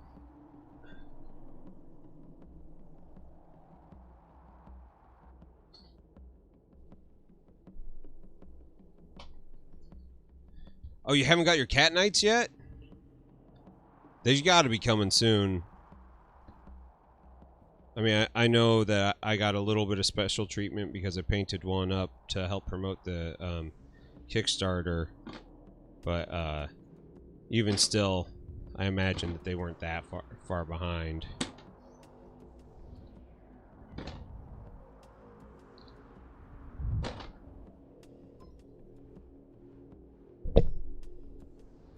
Gotta get that plastic crack. Oh, it's bad. I got it bad. But I'm telling you, once I came to the decision that I was going to be selling my all my 40K stuff except for they can only do about 10. You know what? That doesn't surprise me. They are a small company. They're doing everything they can to pump their next stuff. Which I know some people really hate when companies do that before fulfilling the next one. They're on promoting their next models.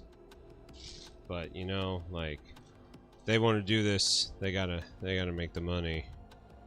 Oh, dude, what is this guy? He's badass. Bougie. I have a resin crack addiction. You and me both.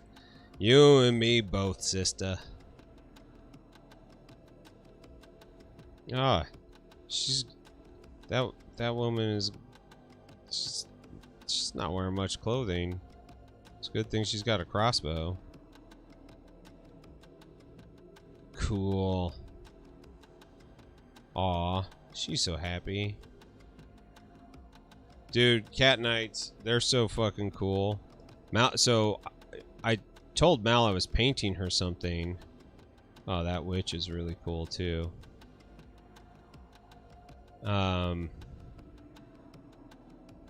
There's the shit. Going to be sold and sold are two different things. Yes, that is a very true statement. Although when I set my mind to I'm getting out of something, I instantly, I once was told by a fellow magician buddy, which you're getting set aside too. You're really cool. A fellow magician buddy who he said, Heath, you're a dilettante, and I mean that with in the most respect possible. I had to look up what dilettante means. I sat and thought for a second, wondering if I should be actually really pissed off at him for feeling that way about me, or if that's like totally true. And actually, the more I got thinking about the way I interact with hobbies and the things that I like about them, like, I am a total dilettante. I only like them until I'm not having fun with them anymore. And then instead of like sitting on them for like 700 years, I turn around and I sell them and I get into the next hobby.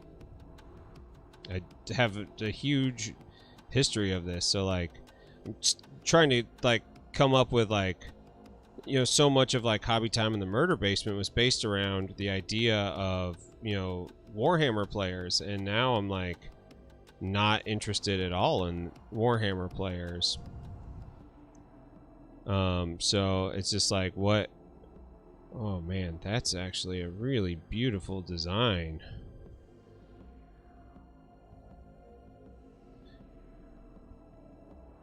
Cool. Cool.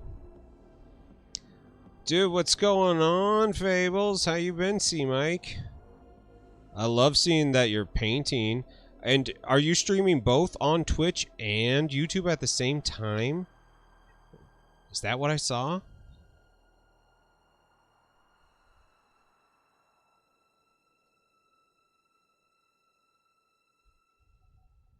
So Hootie Hoo, I am like totally with you on that. Like I thought that that's how you're supposed to be. You keep it until you don't enjoy it anymore, and then you move on, right? Both at the same time. That's awesome. Are you doing that through Streamlabs as well? Right? Their rules are dog shit, and I don't enjoy the game anymore.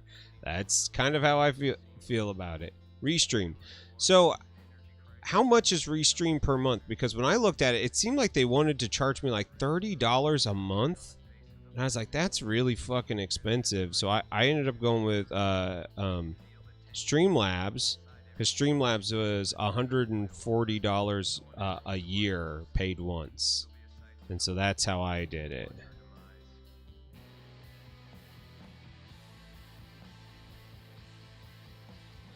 But you know, like I think it's good to like be able to not be owned by your hobbies. Like they're only good until they are unhealthy, and then you have to make a real decision, a real life decision on whether or not it is worth it to double down and try to get the most out of it, or to move on to the next thing. Like, you know, and I like $20 a month for 6-hour streams. You should. So okay, is chat from both of them united in like Twitch, or is that something that you still have to have like chat bubbles out? I know I'm getting like real specific here.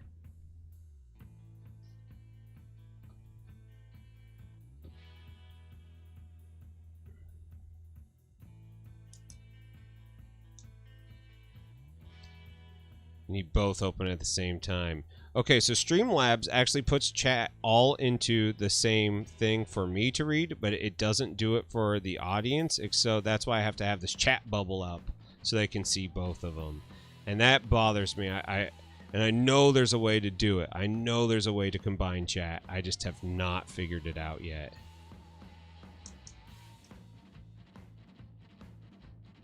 Yeah.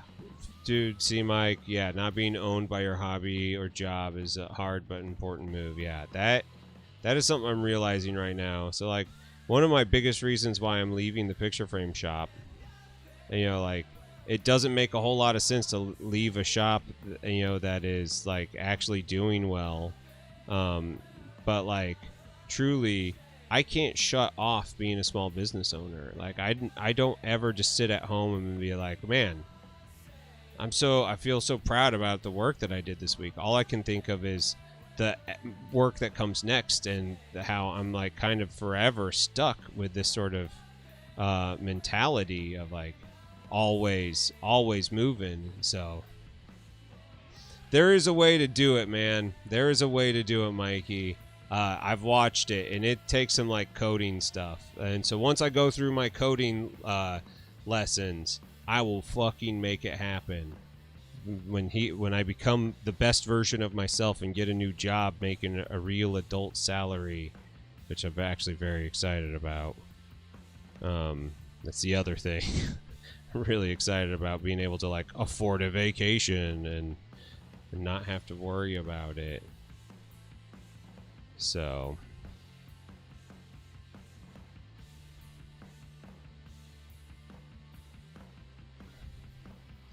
yeah, Fables, that's intense. That's absolutely intense.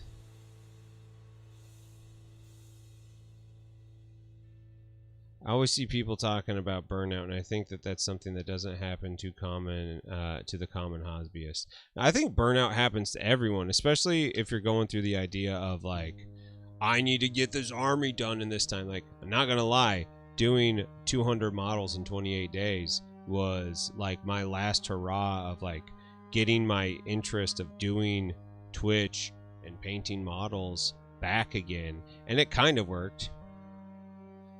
Hootie Hoot, you are 100% right. I did get to do that, and we drove. We didn't spend a ton of money. It was great. Here's the subtext to that. It was my first vacation in 2 years. 2 years.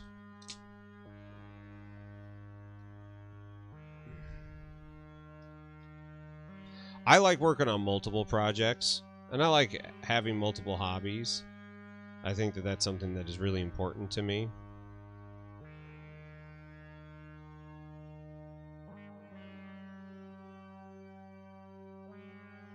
Yeah, I think burnout is also overdiagnosed, buddy. Like, I think you're right. Sometimes you just don't fucking feel it. It's alright. It's not the end of the world. It's not that you don't like painting anymore. Now, if you just, like, never want to paint again, yeah, okay, I get it. But just because you felt that way doesn't mean that is how you are.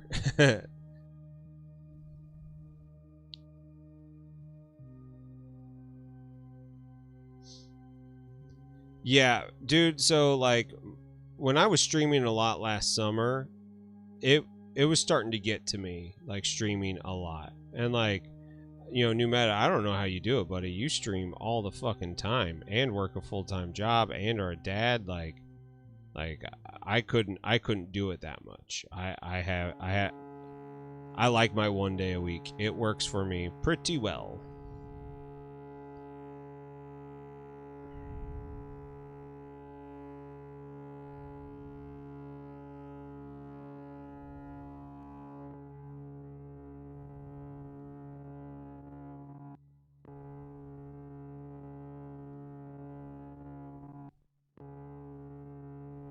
Meta talks more than he paints. Oh, shade thrown.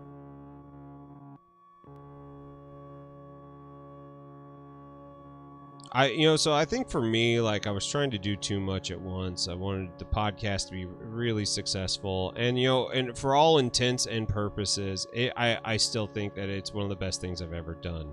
Specifically for the fact that I've made friends all over the world now with some of the coolest people. It makes me so happy that that has happened for me, and that's something I would not have had if it wasn't for Twitch and COVID, but like it came at a cost because like I saw an opportunity that wasn't slaving at my frame shop and just not being emotionally fulfilled anymore. And like it was like great, but also like kind of hard for me to like have that moment to be like, oh well, his sword is so bent. That is a dick sword if I've ever seen one.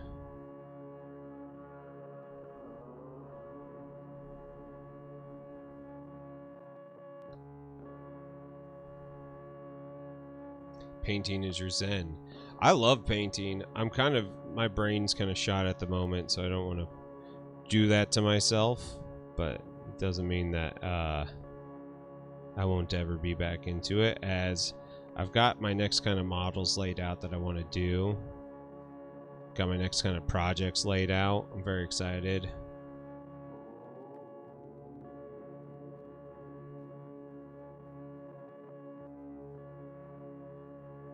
Right. I think that's a really realistic thing. I think the problem is especially with like content creation and stuff right now, is they make you feel kind of like bad if you aren't constantly working for that 2,000 point army. I think that that's like a huge problem. Dick sword got you laughing so hard you dropped the model. What would you call a plastic and old metal addict asking for a friend? I would say, like, if I was just trying to think of like what's plastic and old metal, and I just kept on. I was like, well, it's fucking poison. It's big old fake titties and fucking heavy metal. Like,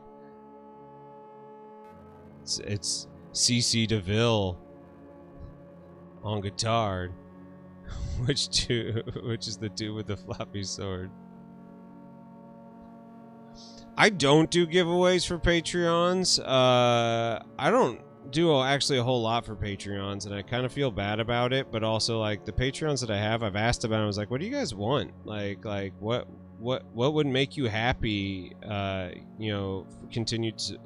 continued support." And so many of them are just like, "Just you be you, do you? Like, we're here." Half the people don't even look at the stuff that I post on there. It's really interesting that like I only have like 6 people. people who like interact with me month to month on Patreon, but I have like right now I only have 24. Right, Patreon's only want Happy Heath, which Salt and Sassy, I fucking appreciate that to the max. Sometimes I wish I had a little bit of like, you should do this. I wish I had a little bit of direction. And I mean, like, another reason why I'm leaving my store is like I kind of need right now. I kind of need someone to tell me what to do.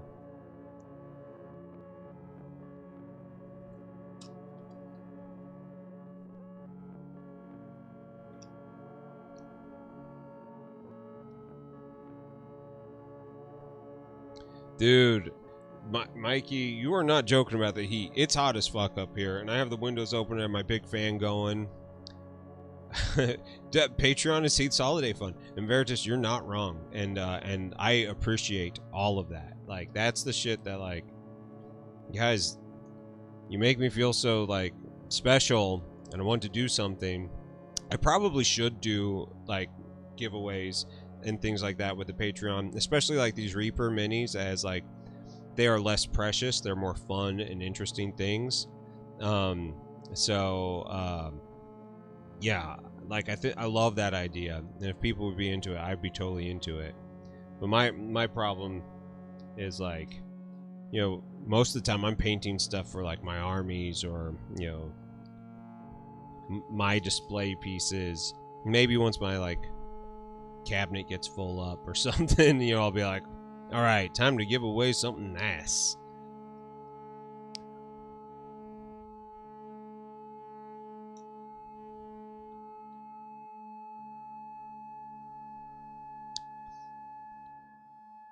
Oh, dude, Fables, no AC and D&D, Jesus.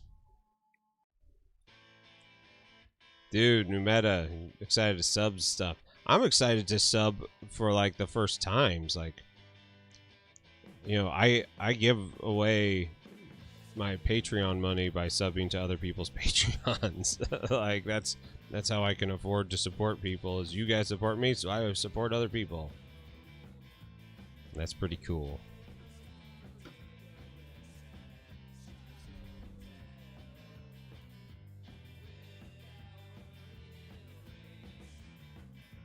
Oof. Sleep in the living room. Although, you know what? Not gonna lie, I sleep in the living room quite a bit.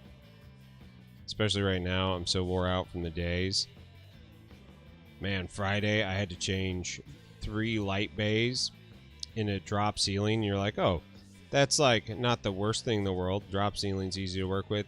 Until you realize that there's a drop ceiling above my drop ceiling. So I had like acoustic tiles on acoustic tiles. Old wires, not much room. It was tough job.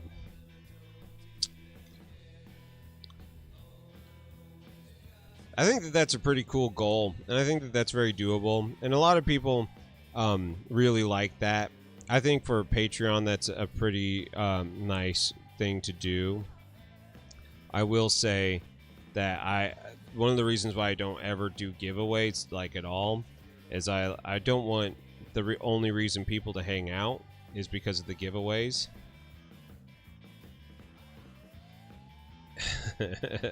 You saying content creators don't have enough space? Yes. Yes, I am saying that.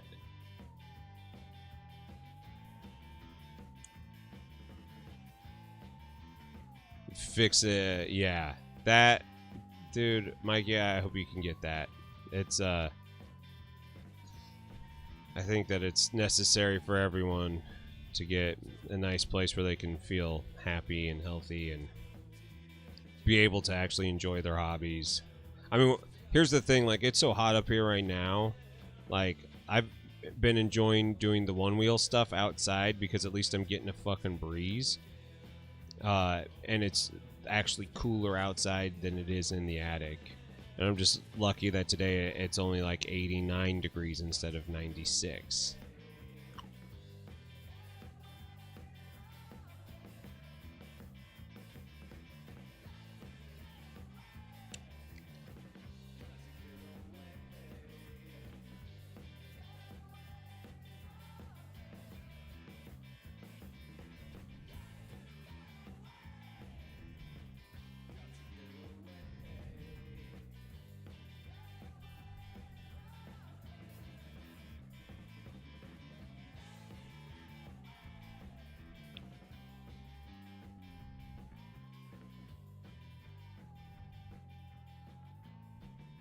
But I appreciate you guys all hanging out with me in this hot, sweaty box.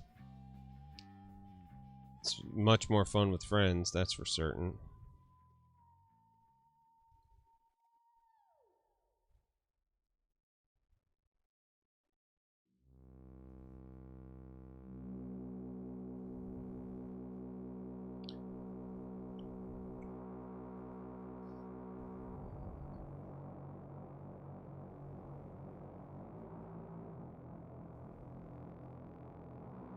I'm going to start doing like internet school and stuff like that up here. I am most certainly fixing the AC.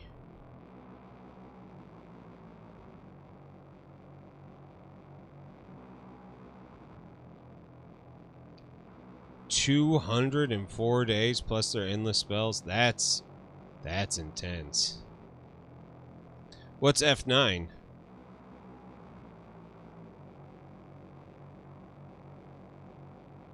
I don't know what that is.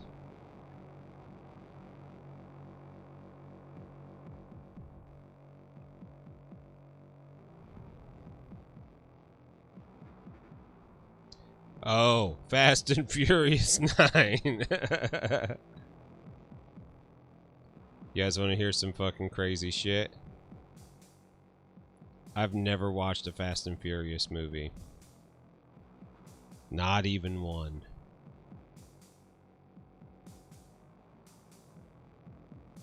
I think he said Gloomspite Gets. I think. Am I right with that, Chris?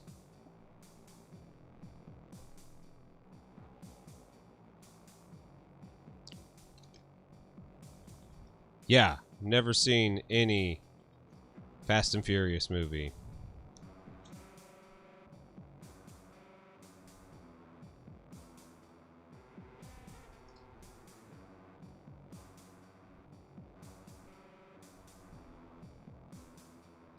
We have to have a watch party now.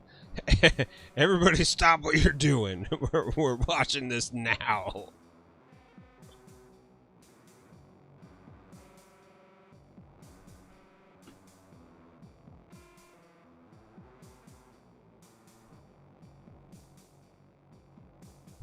Now you're hooked. That's really funny.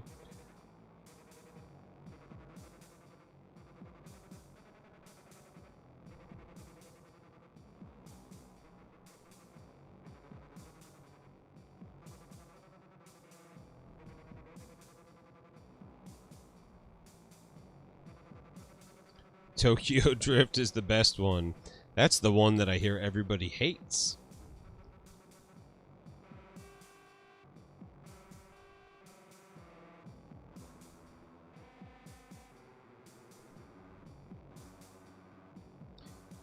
Neither am I. My 2009 Toyota Yaris, where all the paint is missing off of it, would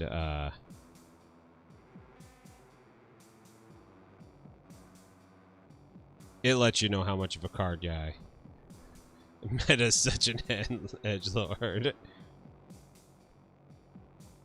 Sweaty rock and solid family drama. I have been seeing the family drama memes coming out, and that some of those are spicy. Spicy memes. They just don't get it.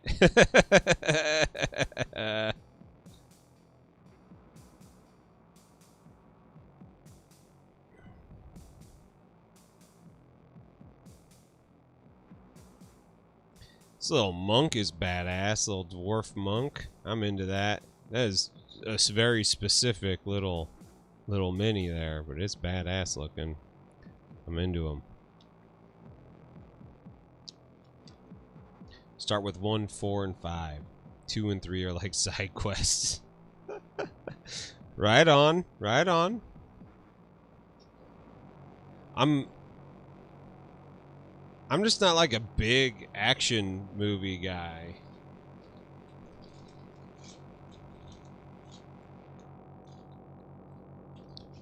It's not that they're bad, it's just like not into it.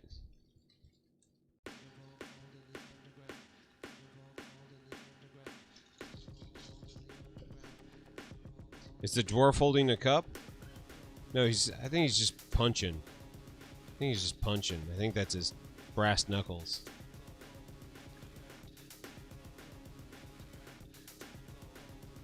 How come? You know, we don't know that yet. History's still out on a lot of this stuff.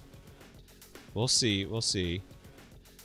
I mean, like, Jumanji's garbage.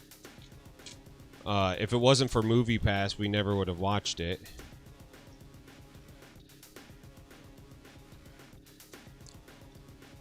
But we went to go see Shape of Water, and it was full up. Ooh. So they're like, I was like, well, what movies you got open? They're like, we got Jumanji. It's like, well, fuck, I guess we'll watch it. So we went and watched it, and here was the funny thing. There's a guy sitting right next to us. Movie turns on, and he fell asleep instantly. He woke up right as it ended. His girlfriend was like, the movie was so good. He's like, yeah, baby, it really was. I was like, that dude slept the entire movie. He didn't see a single bit of it.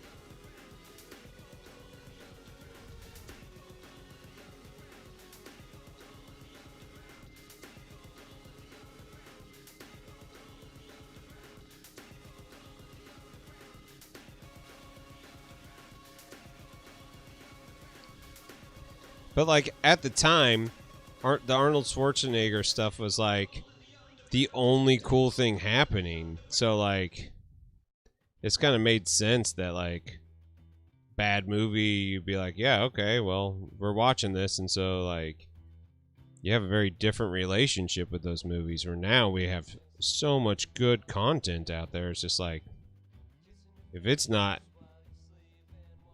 special, I can't be bothered with it sometimes, you know?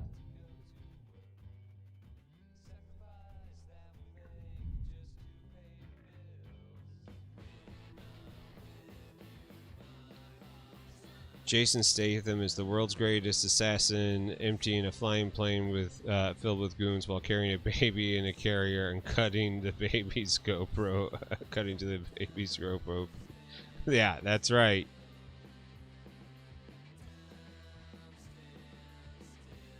I did go back and watch, you know, like Crank. I'd never seen that, and one of my buddies was like, dude, you gotta watch Crank. Crank was great. And so I watched that. That was fun. Went back and watched John Wick. I didn't watch any of John Wick's until John Wick 3 came out. So,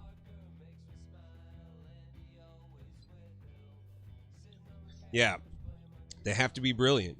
TV is so good, they have to be brilliant. And just a lot of time they aren't.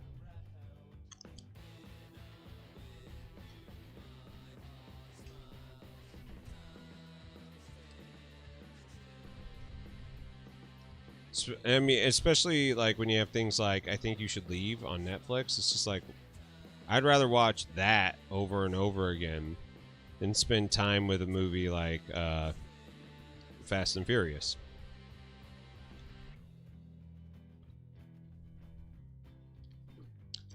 And I know that that says a lot about me, and less about the content that I'm skipping. But it's just kind of the way I am right now.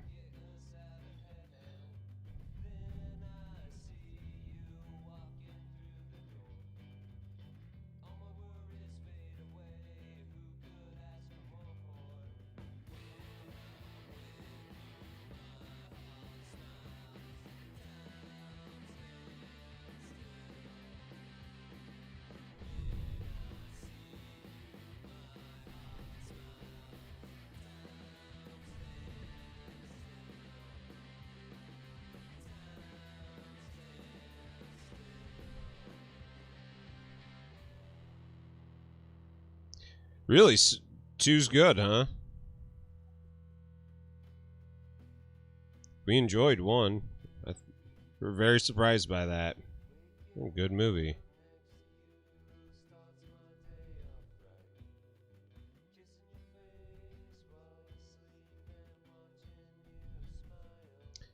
Really? Best sequel. That's impressive.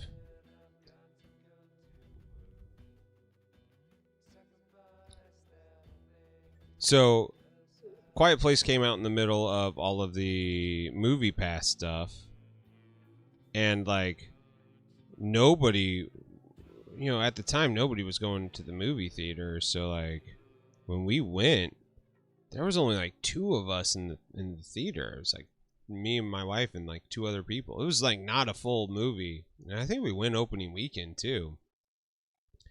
And we were all like shocked at how good it was. Like, when the movie ended, and we're like, okay, was that as good as like we thought?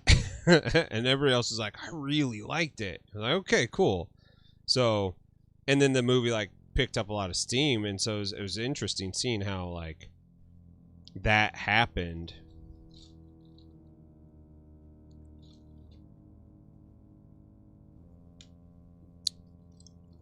Best directing, editing, and acting. That is a bold statement. Really? All right. I'm trying to think of the last movie that I saw that was like the best editing I've ever seen. I think like Children of Man is probably my favorite editing.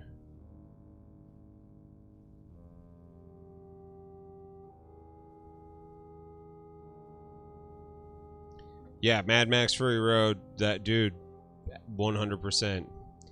We saw that in the theater 4 times. 4 times. I am just using the Bob Smith Industries MaxiCure stuff. It's awesome. It works great. It's real thick. Sticks together.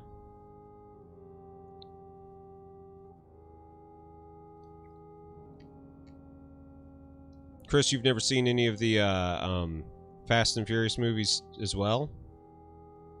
Or the Mad Max movies?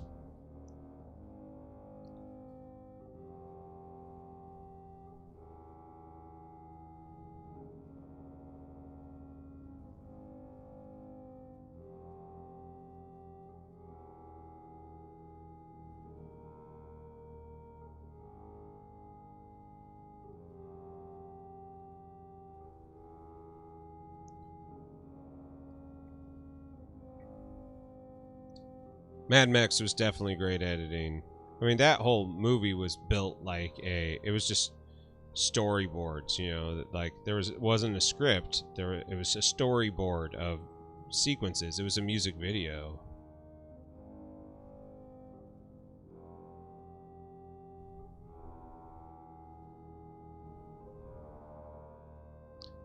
And everyone in the parking lot was driving aggressively.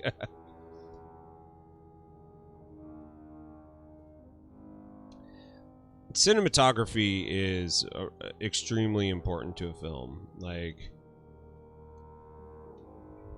if you fuck up the cinematography, you will ruin it for me. I'm trying to think of an example of really good cinematography and really shit editing, or vice versa. Typically, if you have one, you have the other. I think it's kind of the way it is in my brain.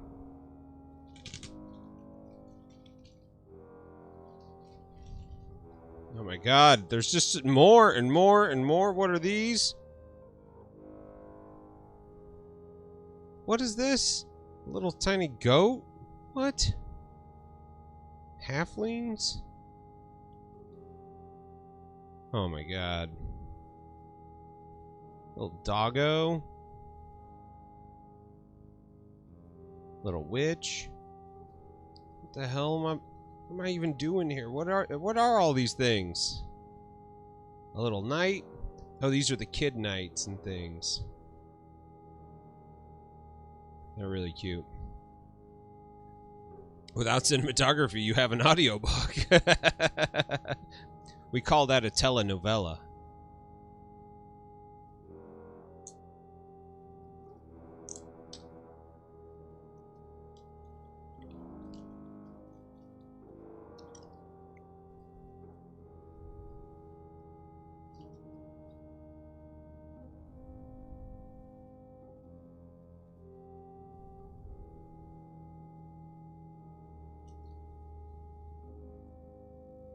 I still haven't gotten to the Overgord. Where the fuck is the Overgord? I'm losing my damn mind here.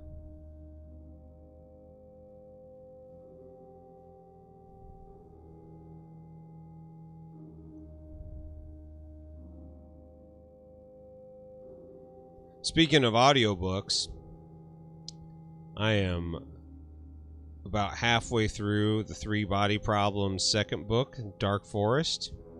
Anybody ever fucks with those books?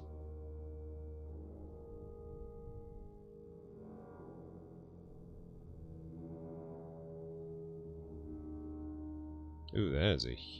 Normally don't clean up seam lines, but that is a bad one.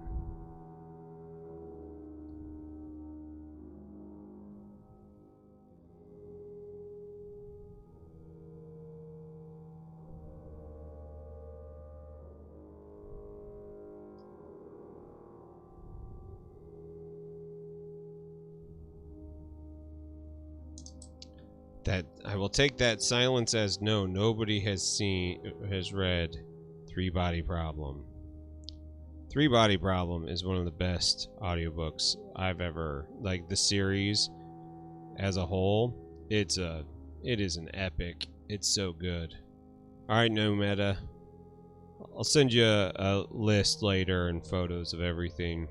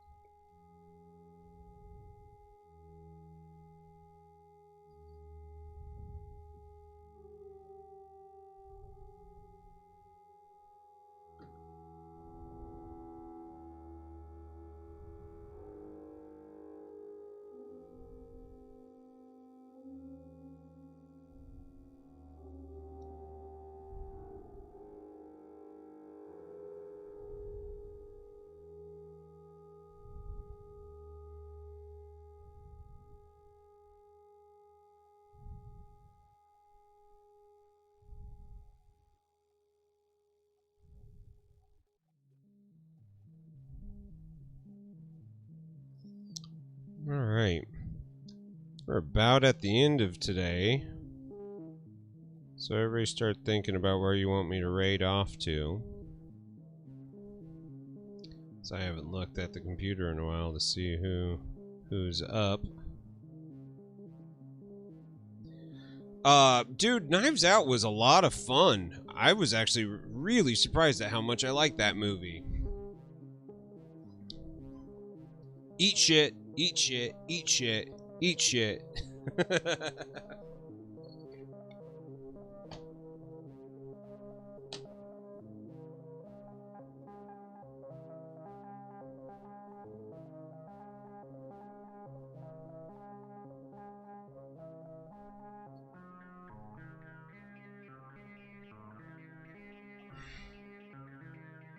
Bug King's actually painting today.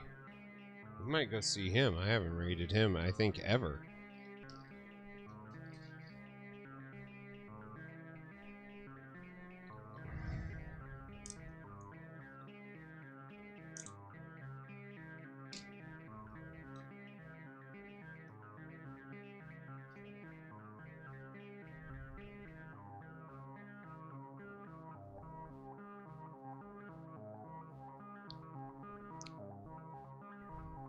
Makes me think that if Rian Johnson had more time with Star Wars 8, it would have been the best one ever made. I mean, it's still...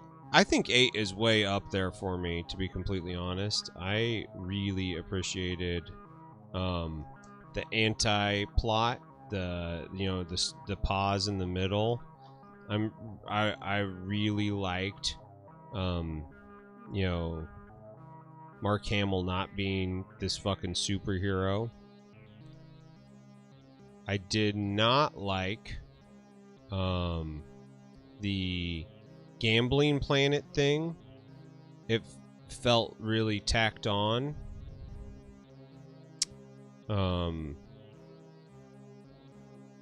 I thought the idea of a high-speed space chase was really dumb.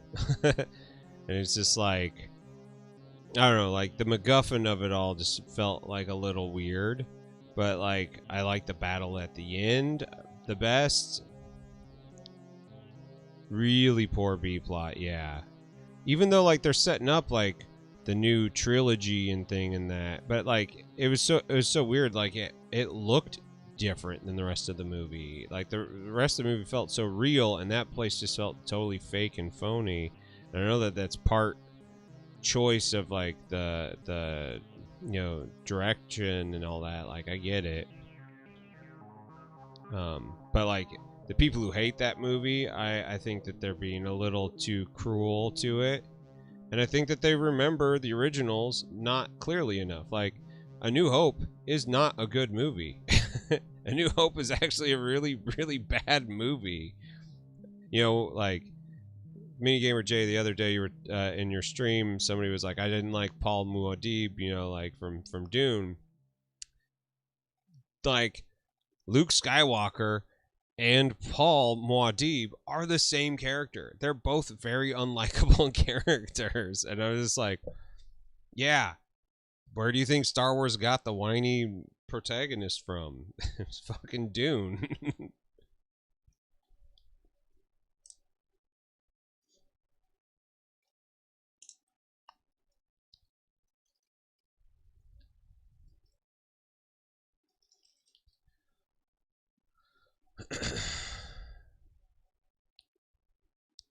Yeah, I agree.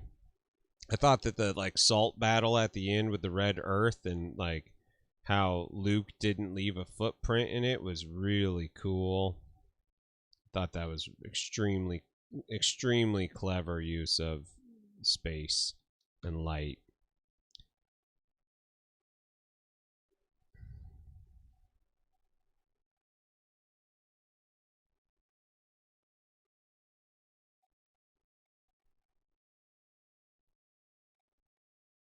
If a character created today called Skywalker, people dude, you're right. All right, Chris, I'm glad I'm not alone in not seeing any of the Fast and the Furious movies. Galactic astral projection is so baller. Yeah, I thought that was fucking cool. I just thought like I thought people were being just like overly critical on that movie. I'm like, it's a fucking movie about space wizards. Like, seriously, stop taking it so serious. It's meant for fun.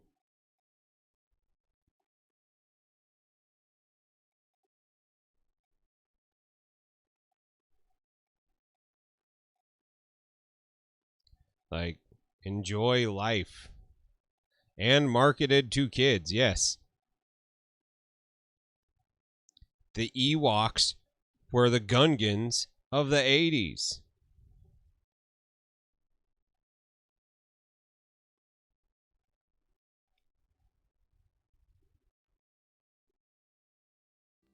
My wife hates Star Wars 3 or 6 because the Ewoks.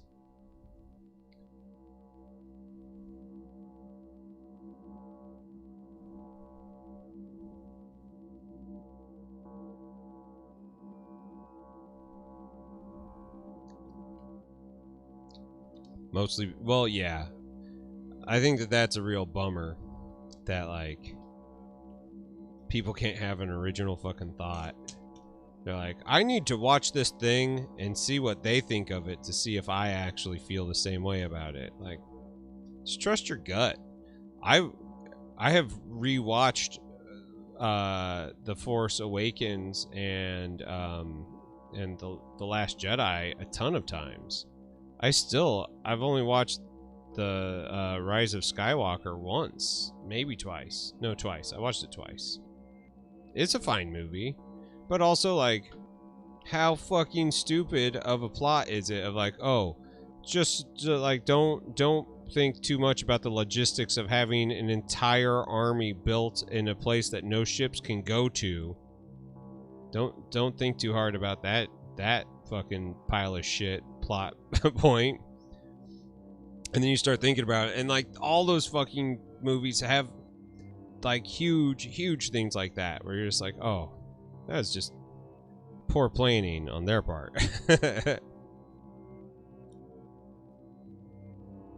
And you know, truthfully, they're trying to do too much in too little a time. Like, the cool thing about the Clone Wars is the TV show is that you have 20 minutes per story, and you tell a story over an arc of an entire season. So it's like you can actually sit in a Star Wars story and relish in it. I mean, I loved the Clone Wars. I thought that was great.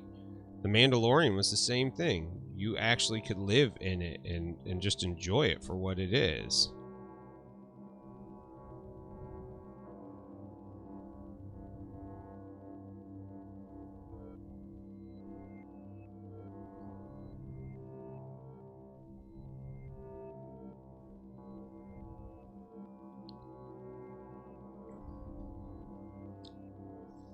The biggest revelation of Star Wars in all of Palpatine fucks. Oh, you know Palpatine fucks. All of them fucks. I went to see it co-written by Mr. Rogers. You know what? I think that would be wonderful. Clone Wars was peak Star Wars. I'm with you. People think they won a 90-minute lightsaber battle where 3,000 stormtroopers die. You know what? But at least that would be more honest.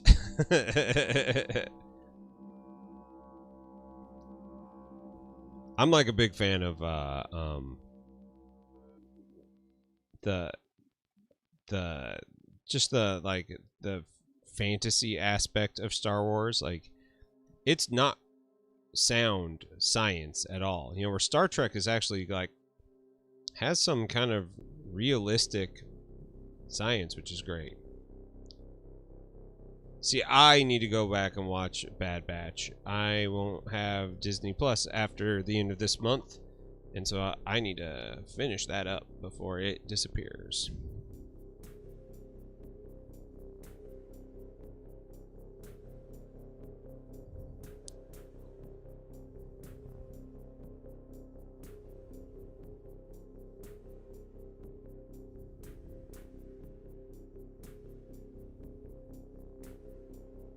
And everybody seemed to really like Loki a lot.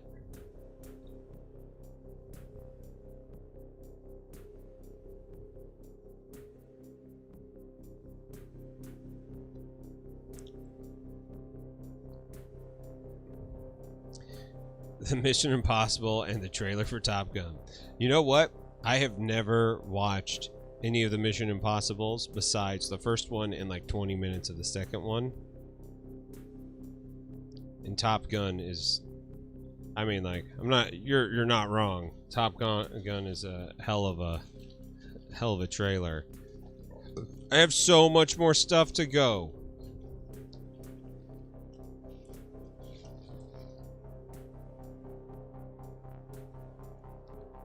So much more stuff. Best money ever spent. Star Trek, proper science fiction. Also, Q took us to Nottingham Forest. Yes, 100%. 100%.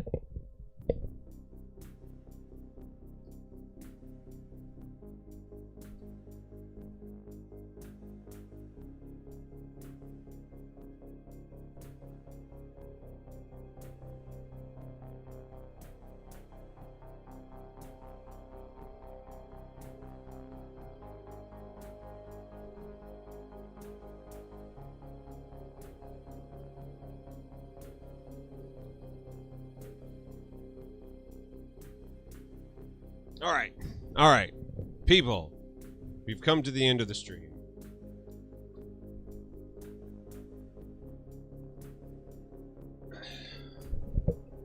I love you all. Thank you for hanging out with me. This has been a lot of fun today. I appreciate all the support and all the patience with everything that's going on. It is going to be, it's going to get weirder before it gets like more stable. But through the weirdness, I think we'll have a great time. I love hanging out with you guys. You always cheer me up. I love seeing all the fun stuff.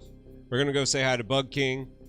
If you feel like supporting the channel, of course, subs and all that fun stuff. If you love us, you would keep streaming. I have to go to the bathroom. If you feel like supporting the channel in other ways, have a Patreon. It's not required, but I always appreciate it. Love you guys so much. Seacrest out. Take care of yourselves. Don't pressure yourself to paint all your minis. Just enjoy the hobby. I love y'all.